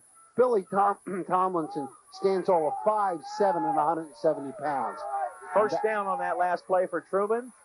As Joe Bianchini made the run, he takes the snap, drops back, rolls right, looks downfield, and the pass is caught out of bounds by William James. Good defensive play. It was tipped upfield. I'm not sure who tipped it for the Bucks, but good pass defense as Truman went to the short side of the field, and the Bucks were able to rotate their zone on the pass coverage into the line of fire for quarterback Joe Bianchini. And although William James made a great diving catch, he was about 2 yards out of bounds when he came down with the ball. It was either Shiring or Harmon who tipped it. I'll tell you, James showed me something there on a tip ball like that. Again, you maintain your concentration. Got the ball, unfortunately, could not get the 1 foot in that he needed. Wing right formation for Truman. Padgett in motion left. Bianchini is hammered in the backfield. Yes. Great play, 67. Matt Houck is in there again along with Joe Butlin. We've been calling those 2 names all night on defense because they're making all the tackles. They're defeating their blocks at the line of scrimmage, and Bianchini is just not getting a chance to get out from under center. It's almost like they snap out to Bianchini. He was right there. Great anticipation, great reaction by Matt Houck, a 6'2", 185-pound junior defensive tackle who has 2 fumble recoveries to his credit this evening, both of which were quickly turned into Central Bucks West scores in the first half. I backfield now. Hunt goes in motion left. The pitch back to Boykin. He's got the corner. He ducks inside, then heads back outside. He's met by 3 Bucks over at the 40-yard line in front of the Central Bucks West bench. Brian Connolly in on the tackle, along with 2 of his teammates. And I don't think there's any question about the fact that the Tigers will go for the first down. They're down 43-12, and they have absolutely nothing to lose with 5:29 to go. Well, unfortunately, it appears as though they may have just suffered a major loss as Tyrone Boykin is down on the field. 5:29 remaining in the third period. Central Bucks West leading Harry S. Truman by a 43-12 score. We'd like to remind our viewers that tonight's event is made possible by the support of the Suburban Sports Business Team. It's their advertising that allows you to watch local sports on television. Please let these businesses know that you appreciate their efforts. The 1988 fall sports season is sponsored by County Fuels Incorporated, Delaware Valley College, Quakertown Ford Mercury, the Warrington Motor Lodge, Club Genesis 2, the Dry Sink, etc., Marks for Men, Kingsbury Company Realtors, and Sports Haven. VHS copies of this event and all other Suburban Sports Network events are available from Suburban Cable TV. Call 345-5154 Monday through Friday between 9 a.m. and 5 a.m. 5 p.m., excuse me. Don't call at 5 a.m. No one will be there. You're watching the Suburban Sports Network, brought to you on the community television channels of Suburban Cable TV and Adelphia Cable Communications. And if you do call 5 a.m. and somebody answers, please hang up and call the police. William James split wide right for Truman. A big play here. 4th and about 5 for the Tigers. Hunt goes a motion right. Bianchini goes on a little quarterback sneak over right guard, and he's tackled short of the necessary yardage by number 87, Brent Novak, and the ball will go over on downs to the Bucks. I don't understand that play. You know, I realize that Boykin was hurt. Quarterback draw. And the Bucks are so strong up the middle like that they really, I don't know, it just seems like a little bizarre play on a 4th down. He really didn't set it up that well. He took it and it was almost quarterback sneak rather than quarterback draw. He really didn't step back 2 steps like he should. New quarterback in the game. And Central Bucks West rolls right. Looks like Andy Kelso's in the game. Andy Kelso, number 9, in the lineup now for Central Bucks West. That, of course, a well-known name in the Central Bucks area in terms of sports fans. Younger brother of J.J. Kelso, an outstanding 3-sport star for the Bucks for the past 2 years. And Andy Kelso is a junior, 6'2", get this, 150 pounds. Get him in the weight room. Well, he's got plenty of time to fill out yet. More important is what he can do with the football. If he's half the athlete his brother is, he's going to have a great career. Herman is split wide left. And the handoff goes to Billy Tomlinson on a cross, and he's got great yardage out over right tackle as he got a good lead block on the cross by fullback Travis Thompson. And Tomlinson's got 1st down yardage out over the 40-yard line to the Central Bucks West 48-yard line. You know, you really get to like certain kids on a team when you do games like this over the years. You know, there's certain people, like J.J. Kelso was a kid that I always liked on sports teams. He was one of these kids that never quit. Tomlinson's that type of kid. The kid never quits. I mean, you know, I don't mean to I mean, the Tomlinson family's not paid me for this announcement, but, you know. Kelso rolls left, and he's going to be sacked back inside the 40 at the 38-yard line. Number 82. Joe Hunt got him and in paid on the tackle price. For Truman. Dan Thompson, but Joe Hunt is down on the field. Yeah, I think he caught his cleat when he went out, when he got him, when he brought him down. We've got timeout on the field with 4:07 remaining in the 3rd period of play. Central Bucks West leading Truman 43-12. And the Suburban Sports Network reminds our viewers to listen to WBUX 1570 on your AM dial for the following sports radio broadcasts. Friday, October 7th, Central Bucks East hosts William Tennant at 7:20 p.m. Saturday, October 8th, Penn State hosts Cincinnati at 11:30 a.m. At 5:15 on Saturday, October 8th, we'll have a report of the Delaware Valley Susquehanna game. Also on Saturday the 8th, West at Pennsbury. We'll have a report at 5:30 p.m. on that exciting contest upcoming. And on Monday, October 10th, the Eagles host the New York Giants at the Vet, 8 p.m. That'll be on Monday Night Football. It'll also be on WBUX 1570 on the AM dial, serving Bucks and eastern Montgomery counties for 40 years. Well, I'll be able to give you a direct report on the Penn State-Cincinnati game. I'll be up there. And I'll tell you, you see he was getting some playing time on defense for Penn State at linebacker. Matt Baggett. You better believe it. According to Coach Paterno, he'll be ready to start next year. Matt Baggett really making a fine impression. Of course, you remember that the Baggett, great quarterback, great linebacker for defensive back and linebacker for the Bucks. And the one year, I still remember the year, 2 years ago, he was injured. Yeah. And everybody said they got into a big game with Abington. And everybody said, well, there goes the streak right there. It's done now at 30 games, whatever it was at that point. Yep. And Corey Nolan stepped into the breach, and the streak just kept on going. Now, Nolan wasn't the world's greatest quarterback by any shot, but he could run, and he could hand off, and he had some great people to hand the ball off to. Yep, Drew Wolf. Mm-hmm. Darrell Garner. And again, it's what Coach Pettin teaches is we have the injured Joe Hunt coming off these good signs, coming off on his own power. Just a little limp on the right leg there, but it appears as though Joe Hunt will be okay. But it's a sign of a coach, of a Pettin team to play total team ball. There's no one star. We see Hank Johns, the coach of Truman. So with 4:03 and the clock running remaining in the third period, Central Bucks West will come out, and they've got a 2nd and 25 as Kelso was sacked for about a 15-yard loss on that last play by Joe Hunt. Takes the snap, hands off to George Gilbert over right guard, and George is out to about the 40, we'll call it the 40-yard line. Gain of about 2 on the play. Now that's a play that Gilbert has broken before. That's a little cross the grain action. Some finesse blocking there really is what's needed. He almost got through, but some tackling just as he was just about to get by brought him down for a 2-yard gain. I'm sure the Bucks will try and keep it. Well, I'm sure. I think the Bucks will try and keep it on the ground here to just keep the clock running. They've got the lead, and there's no reason necessarily to go for more points. Ventresca splits wide left. He's got a flanker inside him. Kelso takes the pass, rocks back to the left. Big rush. We've got a screen pass. It's caught by George Gilbert over in the right flat, but he had to go to his knees to make the catch. There'll be a loss of about 2 or 3 yards on the play. And that's the difference as you see Hunt's leg being attended to. That's the difference between a seasoned quarterback and a young quarterback. He goes back. They're setting up a screenplay. Instead of just lofting it where he can run to the ball, he throws it to where he is, which means that he's got to stand there and wait for it. Gilbert gets the ball. He had to turn around, and as he turned around, he lost his footing and had to go down to one knee. And, of course, if your knee's on the ground in high school and college football, you're down. Dan Thompson with the big rush for Truman on that last play, and Chris Warren is back to punt the ball for the Bucks. The kick is away. Joe Pote fields the bouncer. No, he's going to let it go, and the ball's going to roll dead on the Truman 23-yard line.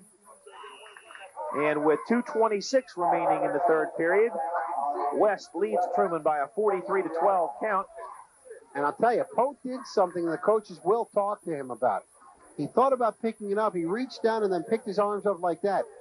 The official was behind Pote. Now, in a closer game, they might not. If the official thinks he touched that ball, that's a live ball. That's a muff at that point. If he's going to pick it up, pick it up. If he's not going to pick it up, get away from it. Bianchini brings Truman out as they'll start from their 23-yard line. Hands off to the up back. That's number 43, Ted Scholl, who's playing his second offensive position of the evening. Excuse me, number 40 on the carry. That's Brian Oliverio.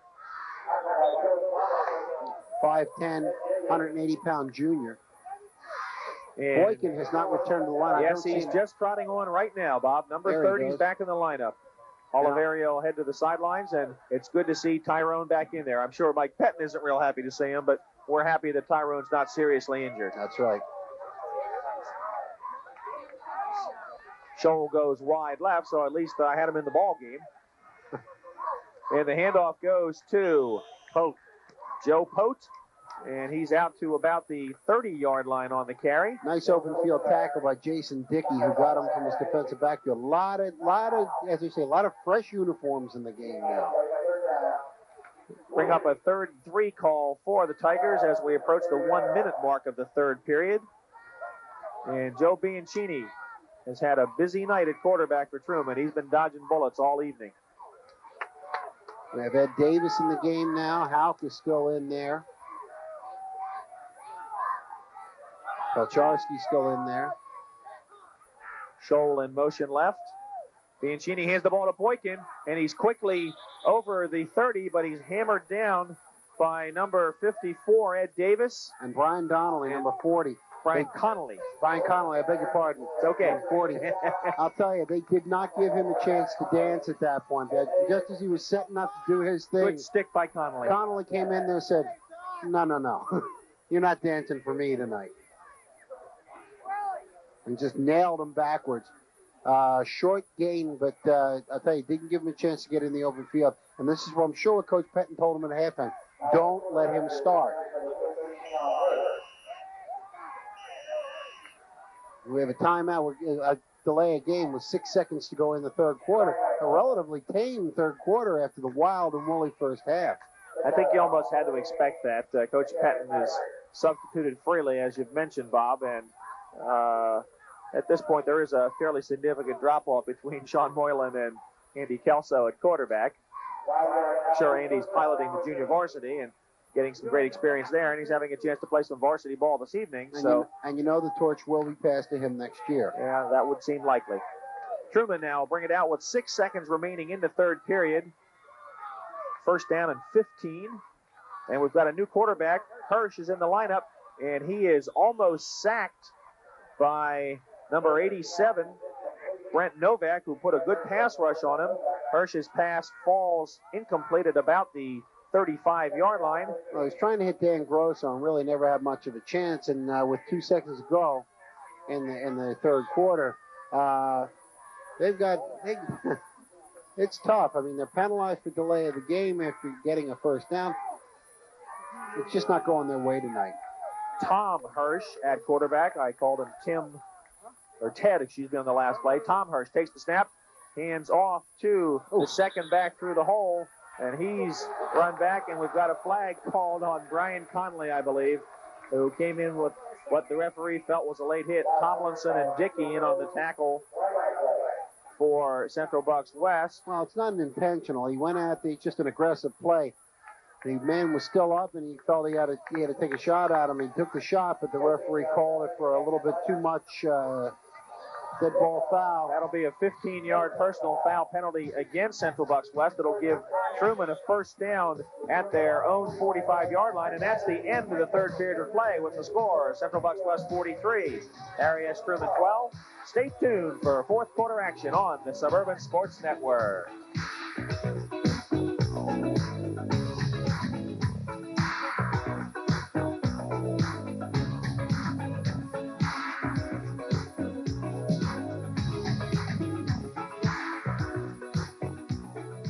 Lou Solomon, 1986.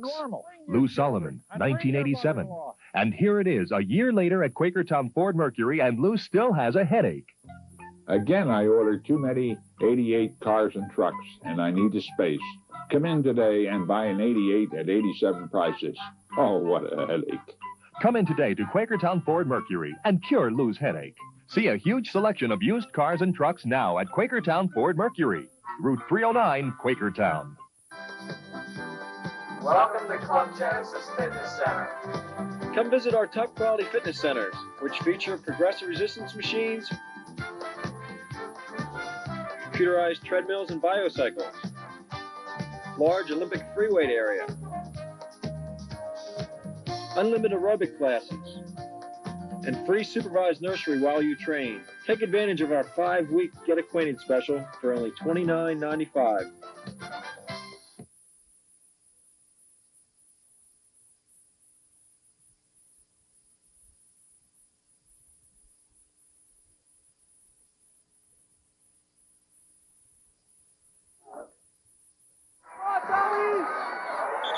Tom Hirsch hands off on the first play of the quarter for Harry S. Truman. And Tyrone Boykin is tackled on the play. A loss of about 2 on the play for the Tigers. And the second quarterback of the evening, Tom Hirsch, who has also handled the punting chores for the Tigers. A 6'2", 170-pound senior in the lineup, replacing Joe Bianchini, who did a good job running the ball, but didn't have too much success throwing the ball. Hirsch is unusual. He plays quarterback on offense and defensive end on defense. Kind of an unusual combination. William James split wide left. Padgett in motion right. Handoff to the second back through the hole. That's number 21, Joe Poten. He's got a big gain over midfield into the Bucks territory. Down at the 43-yard line. That'll be good for first down yardage for Harry S. Truman High. See, Truman is now playing for pride. Let's be realistic here. They're not going to outscore the Bucks 31-0 in the final 12 minutes of this ball game. So now what they want to do, they want to establish themselves, try and put one more, maybe 2 more balls in the end zone. Just go in because they still have 7 games to play this year. So they want to establish themselves and just play some good hard ball and take it into the next game. Motion left. Handoff is to the first back through the hole on the play where they've typically been faking to the first man and handing to the second. And Joe Hunt is back in the ballgame, and that's his best carry of the night. A gain of about 7 yards on the play, setting up a 2nd and 3 call with 10:15 remaining in the fourth period. I'll tell you, Hunt, he just doesn't want to quit. His team's down by 31 points, but he wants to be in on the action. He wants to help out, and he's back in this ballgame. Nice game. He's a tough kid. He's done a very good job at linebacker tonight for the Tigers. Hirsch now sends James in motion left. Hands off to Pote. He's around left end on the power. And a great open field run. He's inside the 25 down to the 22-yard line. The tackle by Todd Herman on the play. And Truman is making the Bucks front wall disappear a little bit here. The Bucks have got a lot of second teamers in there, plus the fact they're really playing back a little bit on them there, because they figure that the Tigers have got to throw the ball, move the ball deeper, so they're getting through those first cracks. But also a little better deception by Hirsch than did Bianchini. Motion right, Ted Scholl. Handoff goes to Hunt over right guard on the cross play. 87, Brent Novak in on the tackle for the Bucks, but a good gain for Hunt of about 4 yards, setting up a 2nd and 6 call as we approach the 8-minute mark of the fourth period. I'll tell you, Hirsch, what I meant on that last statement was Bianchini is a good runner and he hands the ball off okay. Hirsch is a real magician, Henry. He really gives you good deception back there. And half the battle when you get a handoff, you're playing these counter plays, is deception. He does a nice job there.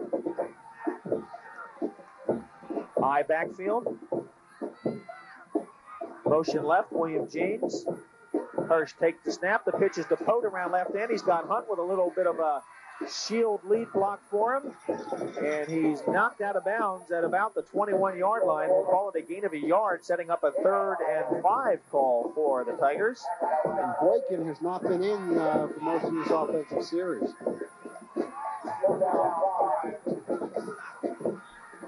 I don't see Boykin on the bench right now. Scholl brings the play in for the Tigers.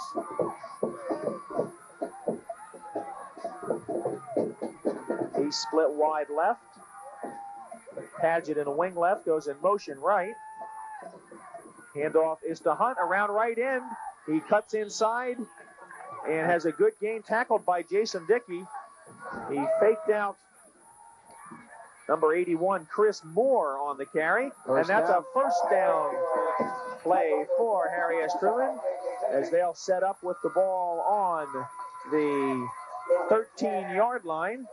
7:30 remaining in the fourth period, and Truman on the march.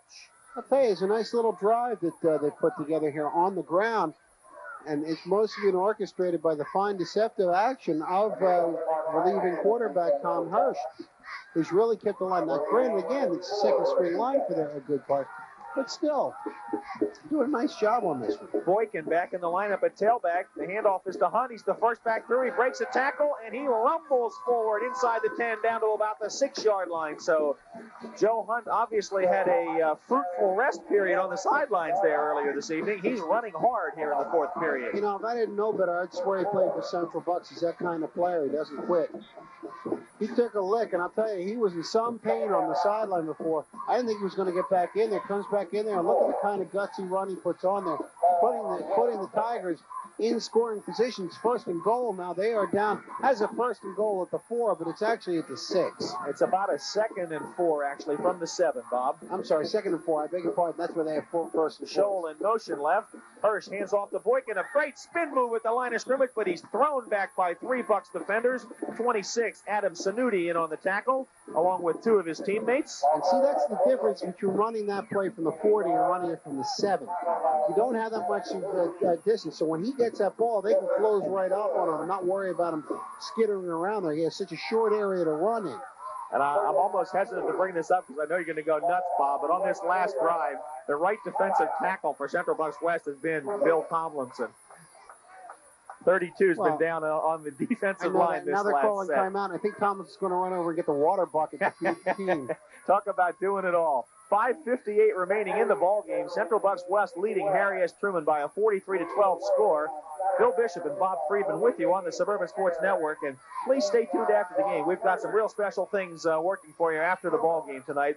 Bob will be on the sidelines with Mike Pettin for an interview. Hopefully, we're hopeful of getting into the locker room to get you a little bit of first-hand view of what I'm sure is going to be an uproarious celebration in the Central Bucks West locker room as they are about to set a new Pennsylvania high school state record for consecutive victories by a football team. That's right. That's right. As we get to, this will be 47. And no other school in the Commonwealth of Pennsylvania can say that they have won 47 consecutive games. And I'll tell you, there have been some real heart stoppers in that streak. No question about that. We go back 2 years ago when Mark Hartnett had to be the most valuable player as he won 4 games for them with place kicks. Hirsch now under center. We've got a full house backfield. Handoff is to Joe Pote. He's the touchdown. The third back through, and he's in for the touchdown with 5:53 remaining in the fourth period of play. Joe Pote takes it in from 7 yards out for Harry S. Truman. And that'll bring the score to 43-18, and they'll bring on Trevor Warner, number 86. They're going to try for 25 here. It's the multiple extra point play. The snap is back, the ball is down, the kick is up, and it's good. Trevor Warner with the PAT for Truman. And the score, Central Bucks West 43, Harry S. Truman 19. So with 5:53 remaining, we've still got more action for you. And now, a definitely onside kick. I mean, I don't think you have nothing to lose at this point. Kicking it deep serves you no purpose whatsoever. You got to try and kick it, try and get the ball back. You've done a good job here. You've shown that you can stop their second string offense, which will probably still be in the game. Give it a try, and I'm sure Coach Pettin's talking to his kids about that. West has not yet come out on the field to set up their formation to receive this kick. But Trevor Warner is lined up in his position to boot the ball away for the Tigers. The Bucks will send Billy Tomlinson and George Gilbert deep.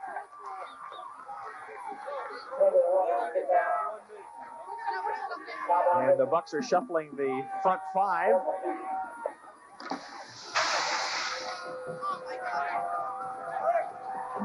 Anticipating the kick, and Warner boots it away. Tomlinson fields it at about the 14-yard line, but there are whistles blowing vigorously on the field. Must have had an offside on Truman. I didn't see a penalty flag fly, but maybe the officials wanted an onside kick. We'll wait for sure the sign officials. of victory. The coaching staff is coming off the roof now. Of the I really don't think there was any doubt about the victory at halftime even. But you have to give Truman credit. They've played the Bucks evenly here in the second half. Each team has scored a touchdown. Although Central Bucks West has played their second team, or at least many second team players throughout basically the entire second half. I don't think the back judge was ready. I don't think he'd given him the signal to go ahead and kick.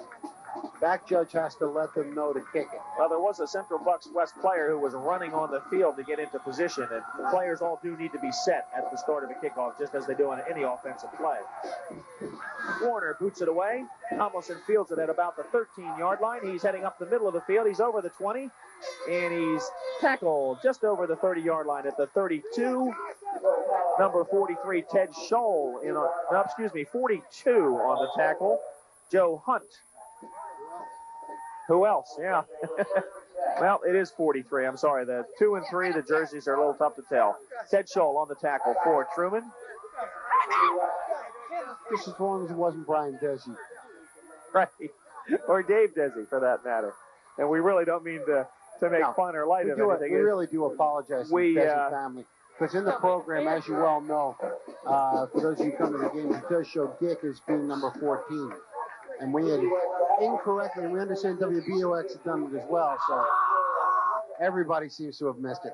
We apologize to the Desi family. Of course, they are fine, not only kickers, but they for football team, but they're soccer players. Excellent as well. soccer players. I had the pleasure of doing the soccer broadcast last season for the Suburban Sports Network, and they're both very fine players.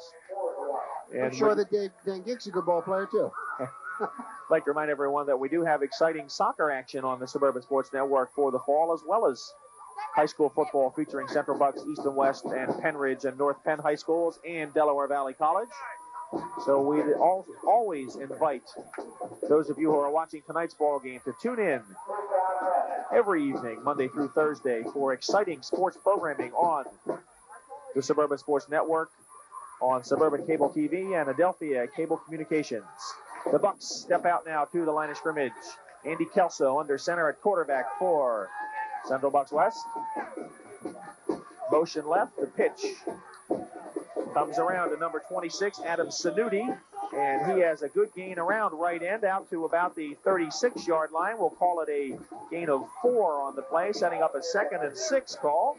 And let's talk a little bit about next week. The Bucks will be playing a tough Pennsbury team. Never an easy game, as they will go for 48 at that point, and they will be away. And then, of course, later in the month, in October, it's an exciting month. They'll be playing Norristown, they'll be playing Abington, they'll be playing North Penn. It's not going to be easy. I think North Penn is the sleeping giant. I said it last year. There's a great run up the middle. Oh, he's going to go. And maybe. Number 31, Nick Oniski, who is a longtime member of the varsity here. Spent some time at fullback last year. Has been playing defensive tackle. Bear Bryant used to go on record as saying, I don't want to recruit anything but fullbacks because I can make a fullback play any position on the field, whether it's guard, tackle, defensive line, linebacker. Nick Oniski with a 60-yard carry for the touchdown for Central Bucks West. So with 4:44 remaining, Nick Oniski gets what I believe is his first career touchdown for the Bucks. And there is one happy kid right there. Broke through. The play almost took place in slow motion. He broke through it, looked around and said, my gosh, I'm open. Took off downfield, said, hey, I got an easy one. Looked over his shoulder, and here came number 30, Tyrone Boykin, saying, you're going to have to run into the end zone, pal, because I'm coming after you. He turned it on a little bit, and he ran away, and he scored the touchdown. So now we have an injured player on the field. That's number 45. Stu Nevison. Stu Nevison, who was hurt earlier in this game. It's 49-19 with a chance to crack the half-century mark. And I think the last time the Bucks did that was against Hatboro Horsham about 3 years ago. They beat the Hatters 51-0, and that was the last time the two teams met. And I'm sure Coach Dennis Steinley was relieved that it was. I'll tell you. Through the 70s, the Hatters were tremendous rivals with Central Bucks West. Oh, yeah. But the last 4 times the two teams met were all shutout, lopsided victories for the Bucks. Well, you talk about sleeping giant North Penn. North Penn lost a couple games they never should have lost. And just when everybody was writing them off, what do? They knock off Norristown last week, 7-0. And now, so what's got to happen here is it puts North Penn back in the picture. The key game, I think, is going to be Abington, though. They play them down at Abington. Abington's got a bone to pick with Central Bucks West after last year. Well, I'll be quite frank with you, Bob. I don't think Abington has the horses to play with this team. Abington may not. I know you've seen them, but I've seen them play, and they're getting better and better by the week. And it's going to be tough. The Norristown game is going to be a true test. Yeah, the game here against Norristown is going to be a real big one. We saw Central Bucks West clobber a very good Central Bucks East clobber a very good Norristown team here last year. And then West went out to Roosevelt Stadium in Norristown the following Friday and escaped with their life, literally, winning the ball game in the last minute and a half and scoring a touchdown with no time remaining on the clock in the first half to get close after Norristown had taken an early lead. We have an injured player. It's number 99. I'm guessing it's number 66, Bob. John Jeans, a big offensive tackle. My word, you're right. It is. The only reason I say that is I know there's no 99 in my program. There's no 99 in my program. Well, we don't mean certainly to be making light of John's predicament. No. He is down on the ground. He's an outstanding offensive tackle, the strong side tackle for the Bucks, number 66, a big 6'4", 245-pound junior. He is down. Let's hope it's nothing serious. There are a trainer and a physician, 2 trainers and a physician out there looking over John right now. Warren was successful on the kick for Central Bucks West, and that brings the score to 50-19 with 4:44 for you numerologists remaining in the ball game. In fact, since we're really hashing some trivia out here late in the ball game, in the second quarter, Central Bucks West scored with 11 minutes and 10 seconds remaining, came right back and scored with 10 minutes and 11 seconds remaining. And, of course, with 4:44 to go, and you add up Oniski's number, 3-1, you get 4. If you play it backwards, it says Paul is dead. Well, we'll have a more sane announcement here. We'd like to remind our Suburban Sports Network viewers to listen to WBUX 1570 on your AM dial for the following sports radio broadcasts. On Friday, October 7th, Central Bucks East hosts William Tennant at 7:20 p.m. Saturday the 8th, Penn State hosts Cincinnati at 11:30 a.m. On Saturday the 8th, Del Val hosts Susquehanna. There'll be a report at 5:15 on that ball game. Saturday, October 8th, Central Bucks West goes to Pennsbury to visit the Pennsbury Falcons. That'll be a report on that ball game at 5:30 p.m. on WBUX. And Monday, October 10th, the Eagles host the snarling New York Giants at 8 p.m. on Monday Night Football. Here's the kickoff. And I am the Eggman. We'd like to remind everyone to listen to WBUX 1570 on the AM dial, serving Bucks in eastern Montgomery counties for 40 years. Immediately following this game, there will be a recap of every Beatles song ever played. That's Bob Friedman, gentlemen, freaking out here on the Suburban Sports Network. The kickoff goes away to Truman. The ball is returned out to the 32-yard line where the Tigers will take over for yet another possession.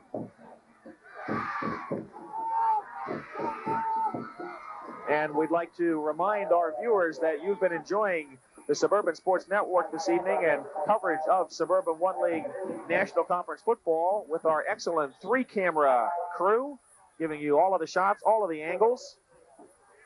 And I'm going to go downstairs now and try and get my way down this ladder. If you hear a scream, you'll know that I missed a step.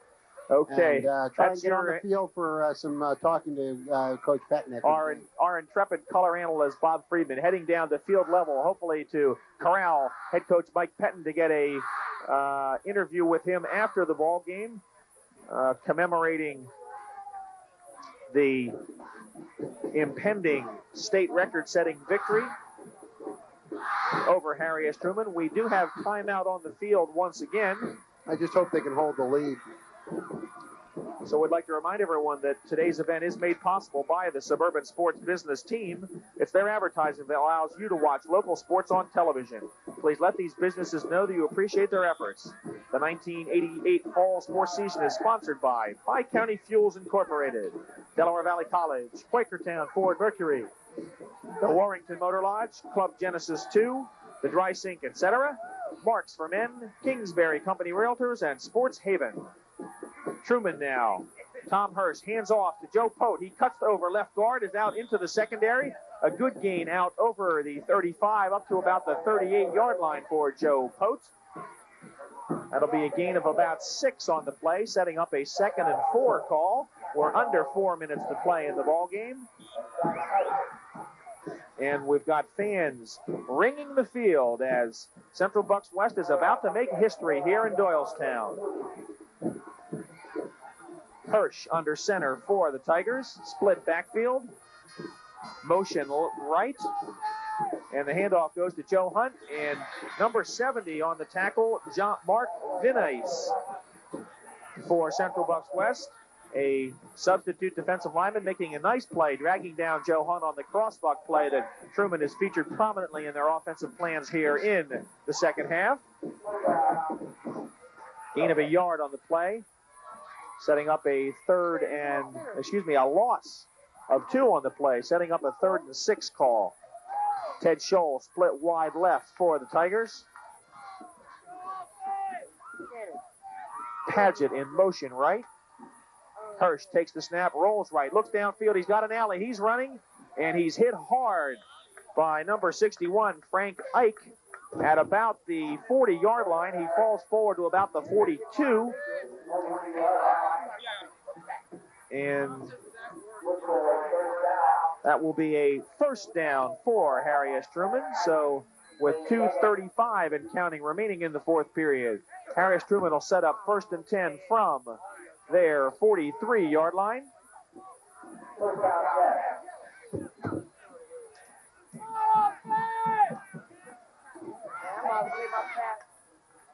Pass is away, and it's caught by number 27, Dan Grosso. Tom Hirsch with the completion to Grosso. Gain of about 3 yards on the play for the Tigers. Clock is running. We're under 2 minutes to play. Central Bucks West leading Harry S. Truman by a 50-19 score. They're headed for their 47th consecutive victory, a high school state record for Pennsylvania, and currently the longest streak in the nation. Hirsch flips the ball out to Hunt in the flat. He shakes one tackle, shakes a second tackle, cuts inside, spins. He's into Central Bucks territory, inside the 40, down to the 37-yard line. And Joe Hunt, with a nice piece of running there as he took the pass from Tom Hirsch, has got first down yardage for the Tigers. The clock is running. We're under a minute and a half to play. And the Tigers have got to hurry if they want to get a shot at yet another score this evening. They break the huddle. William James split wide right. Mark Padgett wide left. Hirsch takes the snap, rolls right, takes downfield twice, goes long. He's got James, but at the last second, number 80, I believe, Kevin Mauger made a great defensive play and batted the ball away from William James, who was in the open. Excellent defensive play by Kevin Mauger for Central Bucks West. That'll stop the clock with 1:04 remaining.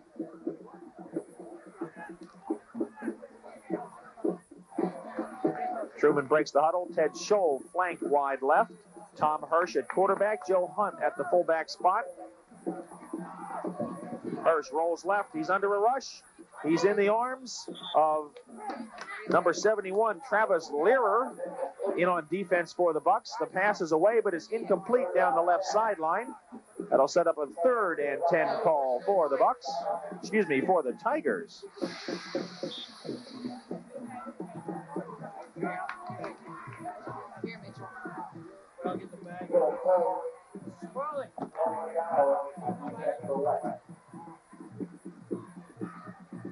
We're under a minute to play. 58 seconds remaining. 3rd and 10 for Truman at the Central Bucks West 37. Tom Hirsch under center, takes the snap, drops back to pass, looks downfield, throws back over the middle, and the ball is intercepted for the Bucks. I believe number 30.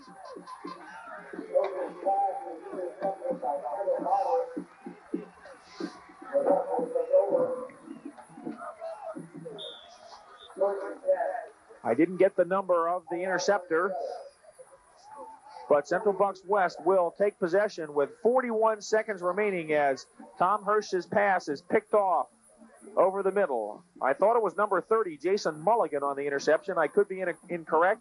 My apologies to the young man who made the fine defensive play for the Bucks. But the Bucks will run the clock out.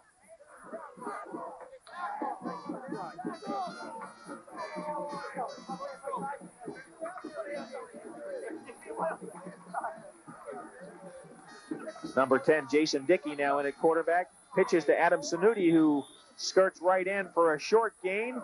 And we're counting the clock off. 2, 1, 0. That's the end of the ball game. And Central Bucks West has set a Pennsylvania record for consecutive high school football victories with 47 consecutive victories over the last 5 seasons. I think there's any end in sight for this streak at this point. The entire team is at the center of the field. Coach Mike Pettin has been mobbed on the sidelines.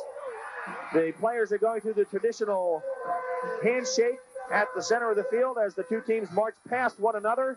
And it's pandemonium here at War Memorial Stadium in Doylestown. as Central Bucks West has culminated a 5-year quest. And they've set a new state record for consecutive victories. The final score in tonight's ball game, Central Bucks West 50, Harry S. Truman 19. We're going to keep it right here for a moment as we've got sirens going off. It's a festive 4th of July type atmosphere here at War Memorial Field. The two teams are still marching past one another. The Truman players congratulating Central Bucks West on their victory. We'll take a moment here to run down the scoring in tonight's ball game very quickly. At the 3:13 mark of the first period, George Gilbert scored on a 44-yard run, and Dave Desi added the extra point for Central Bucks West, making the score 7-0 in West's favor. At the 2:20 mark of the first period, Sean Moylan hit Todd Herman with a 30-yard touchdown pass. Travis Thompson scored the extra point on a run after a penalty moved the ball to the 1.5-yard line against Truman for being offsides. The score, Central Bucks West 15, Truman nothing. At the 53-second mark of the first period, Tyrone Boykin of Harry S. Truman scored on a crossfield, exciting 68-yard run to make the score 15-6. The run for extra point failed as the snap was high and the holder was tackled attempting to pass the ball. That ended the first period of play with West in front 15-6. In the second period, at the 11:10 mark, Greg Ventresca scored on a 57-yard pass from Sean Moylan. Pass and run play. Dave Desi once again good on the kick. West 22, Truman 6. At the 10:11 mark, 59 seconds later, Greg Ventresca comes back with his second touchdown of the evening. A 16-yard pass from quarterback Sean Moylan. Desi added the kick, and West led by a 29-6 score. At the 3:42 mark of the second period, Moylan threw his fourth touchdown pass of the day, a 7-yarder to Todd Herman. Chris Warren added the PAT, and the Bucks led by a 36-6 count. At the 48-second mark of the second period, Tyrone Boykin broke through and made another great open field run for 44 yards. And the touchdown, the PAT kick was wide off the foot of Trevor Warner. And the halftime score was Central Bucks West 36, Harry S. Truman 12.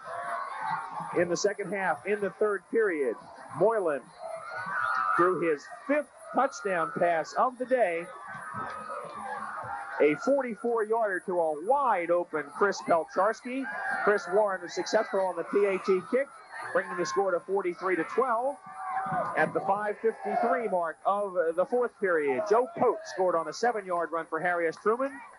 Warner's kick was good, making the score 43-19.